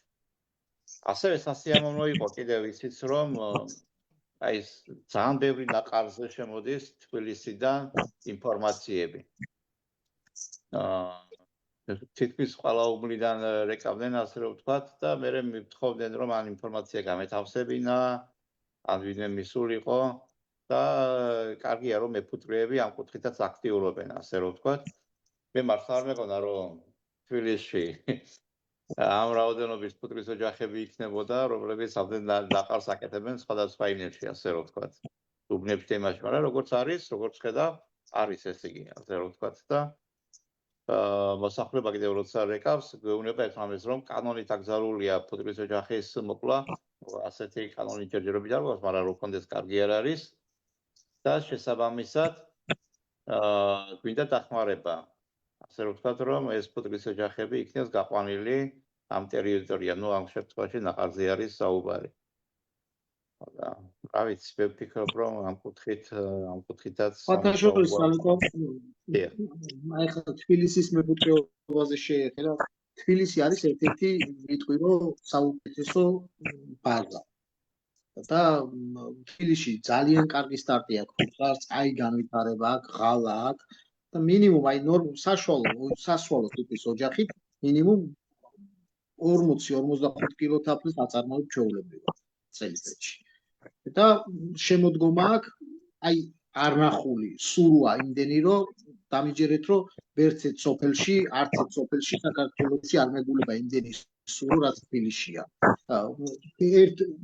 აი შარშან წინ უბრალოდ ერთ ოჯახზე დავაყენე საჭე და სადღაც 3 კილომდე მტვერი ავიღე მარტო, აი უბრალოდ რა მარტო ერთ ოჯახზე რა, სულს მტვერი. აი სასაული ისა რა მიყავს ახლა თბილისში უბრალოდ ეს ჰობია ჩემი და სადაც რაღაცა პატარა სივრცე მაქვს ყველგან ფუტკარი მინდა რომ დავსვა რა რატომ უბრალოდ და აი სტარტი გინდა არაფერს არ ჩამოუვარდება გურიას აი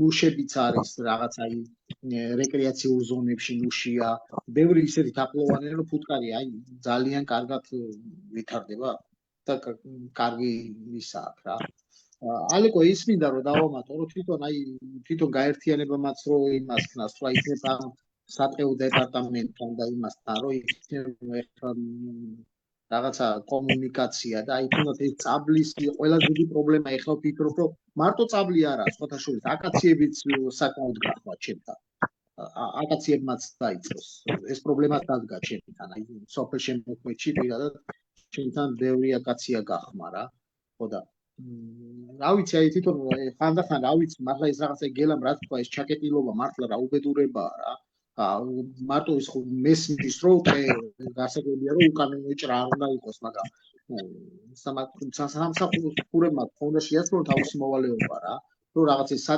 სანიტარული ჭრაზე რასაც ამბობთ ეს იმიტომ არ კეთდებოდა რომ იმიტომ კეთდებოდა რომ ეს დაავადების გავრცელების ერთ-ერთი პრევენციაა რომ ჩვენ დაავადებას იშოვოთ როგორც ახლა ჩვენ პირობითად ვამბობ ასკოსტეროზიან ოჯახს ვიშორებთ ან რაღაცა უქმებთ ოჯახებს რაღაცა ხო ეს პრევენცია ხო იგივე პრევენციაა ეს და ჩემი აზრით მაგათაც უნდა შეასრულონ რაღაცა დოზით მესმის რომ რაღაცა ჩამორჩენილები ვარ არ ვართ იმ განვითარების თქვა რა ყველგან პრობლემა გვაქვს რაღაცა მესმის როგორც ჩვენ დარგშია ბევრი პრობლემა ისია თქვა იმაში პრობლემაა რაღაცა დოზით ეს წაბლზე მაინც უნდა იმასქნან რა რომ აი მართლა საცოდაობა იმიტომ რომ აი მასიურად პრობლემაა უკვე ყველგან რა ეს წაბლი განსაკუთრებით რა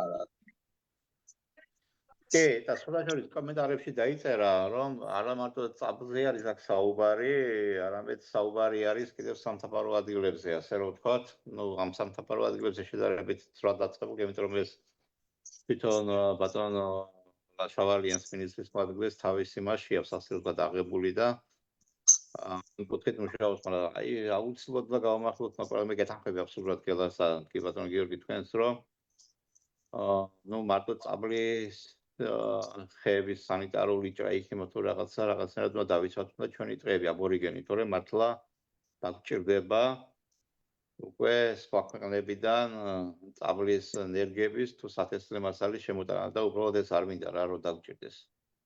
და ისევ და ისევ ჩვენს აბორიგენ, ასე რომ ვთქვათ, ჩვენს პირობებში მორგებულ ამ იმაზე რომ ვიფიქროთ, ასე რომ ვთქვათ, მცენარეებს. კი ბატონო. მე მაინც მინდა ახლა ასე რომ ვთქვათ, შევაჯამოთ ხემანდელი, ესე იგი უკვე 12 საკლი არის 10 წუთი. მახველებიც გვიყურებენ, ასე რომ ვთქვათ. ხო, პაპუნა ლობჟანიძემაც მოსწარა ლოკაციებზე მუშაობთ, ასე რომ ვთქვათ. მე და ჯეორგი, ხო, ეს არის ასე რომ ვთქვათ, პროექტი, ანუ ციფრული ტექნოლოგია, რომელიც ანუ გვერდი არის რა, ასე რომ ვთქვათ, ვებგვერდი, რომელსაც შეუძლია მეფუტკრებთ არეგისტრირება თავის საფუძვლებით და ამ თემას ალბათ სავკე ლაივს მივუძღვნით, სადაც მოვიწვევთ თვითონ ამ ციფრული პლატფორმის შემქმნელს, ასე რომ ვთქვათ, და თვითონ გესაუბრება ამ თემასთან დაკავშირებით.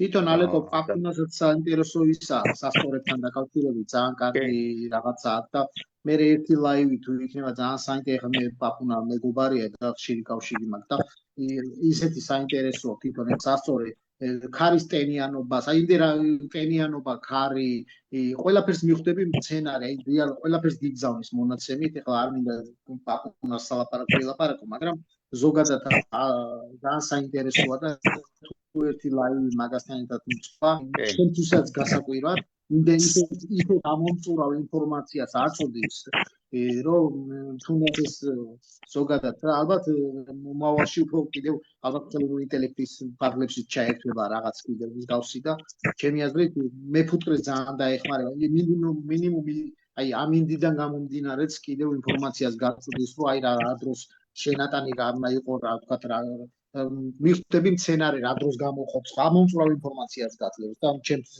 ძალიან სიახლეა და საინტერესო იქნება ერთი პაპუნას მომზადებული იქნება და თუ ეს ლაივი იქნება ძალიან საინტერესო იქნება. დიდი სიამოვნებით. მე მინდა ახლა დღევანდელი ჩვენი ლაივი შევაძრამო, ასე რომ ვთქვათ, ანუ კაცის თემი დავიწყეთ ჩვენ საუბარი, მაგრამ ისე და ისე ამ პროდუქტიულობაზე გადავედით, ასე რომ ვთქვათ. და რა გვჭირდება პროდუქტიულობის გასაზრდელად ქვეყანაში. პირველი ეს რაც არის, აბსოლუტურად გეთანხმებით, რომ ეს არის პირველი. მეტი პროფესიონალი მეფუტკრე და მეტი სამრეწველო საფუძვლები.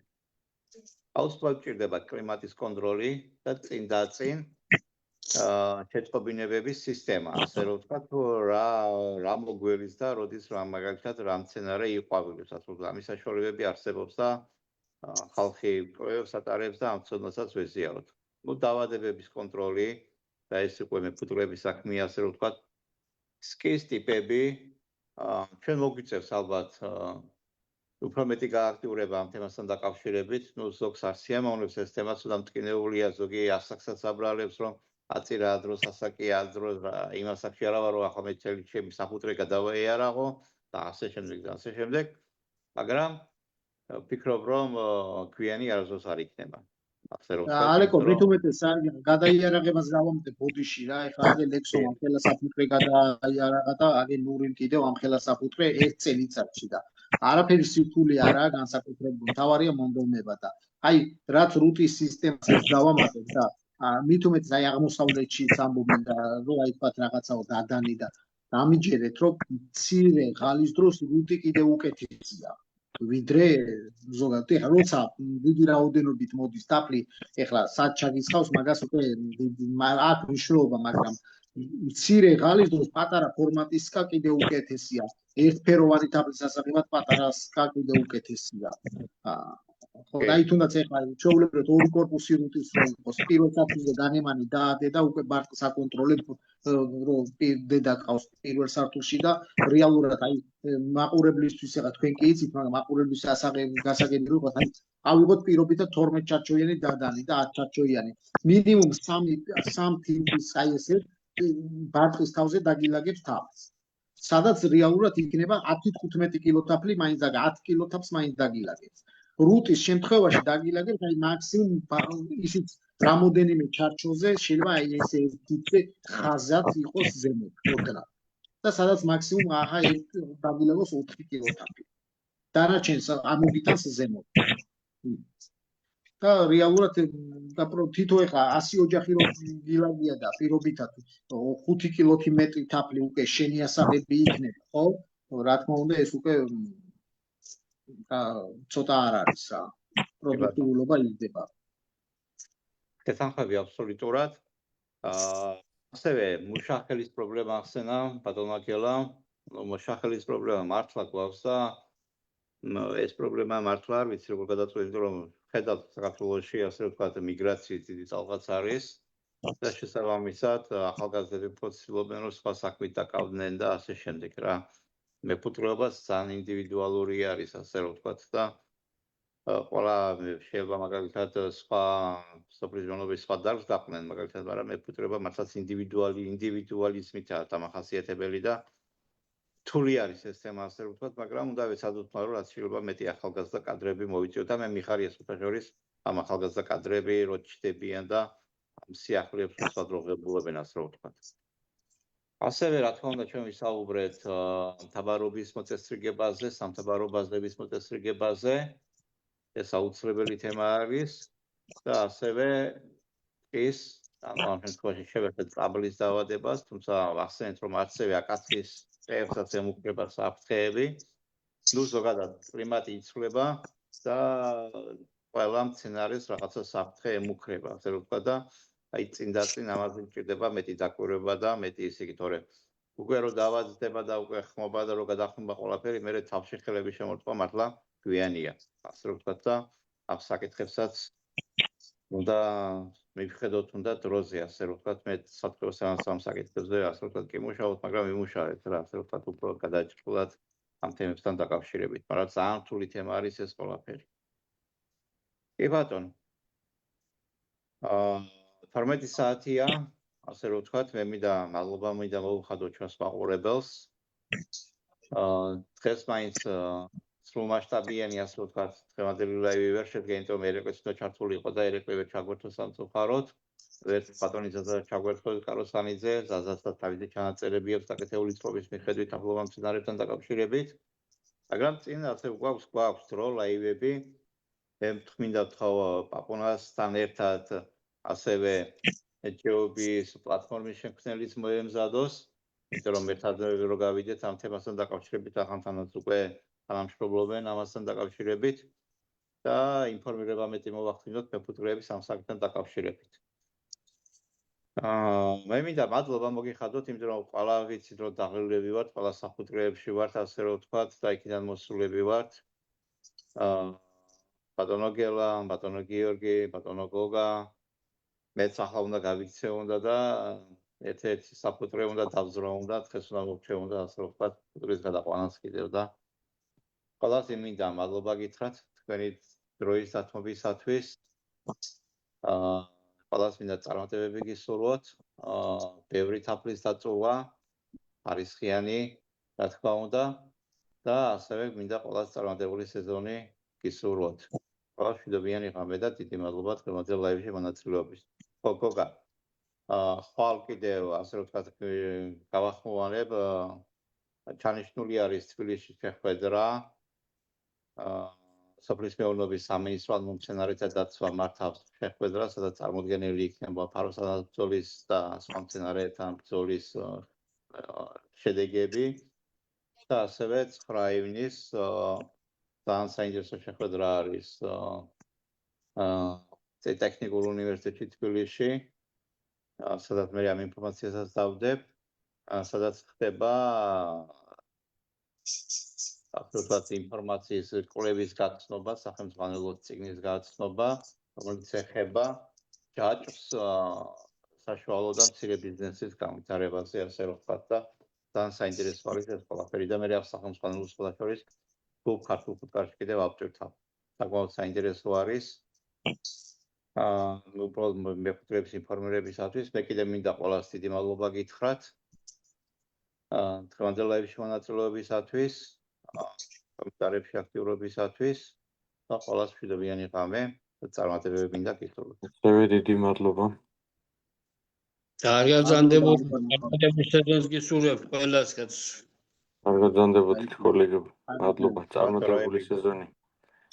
ყველას. აბა, კარგად ბრძანდებოდით.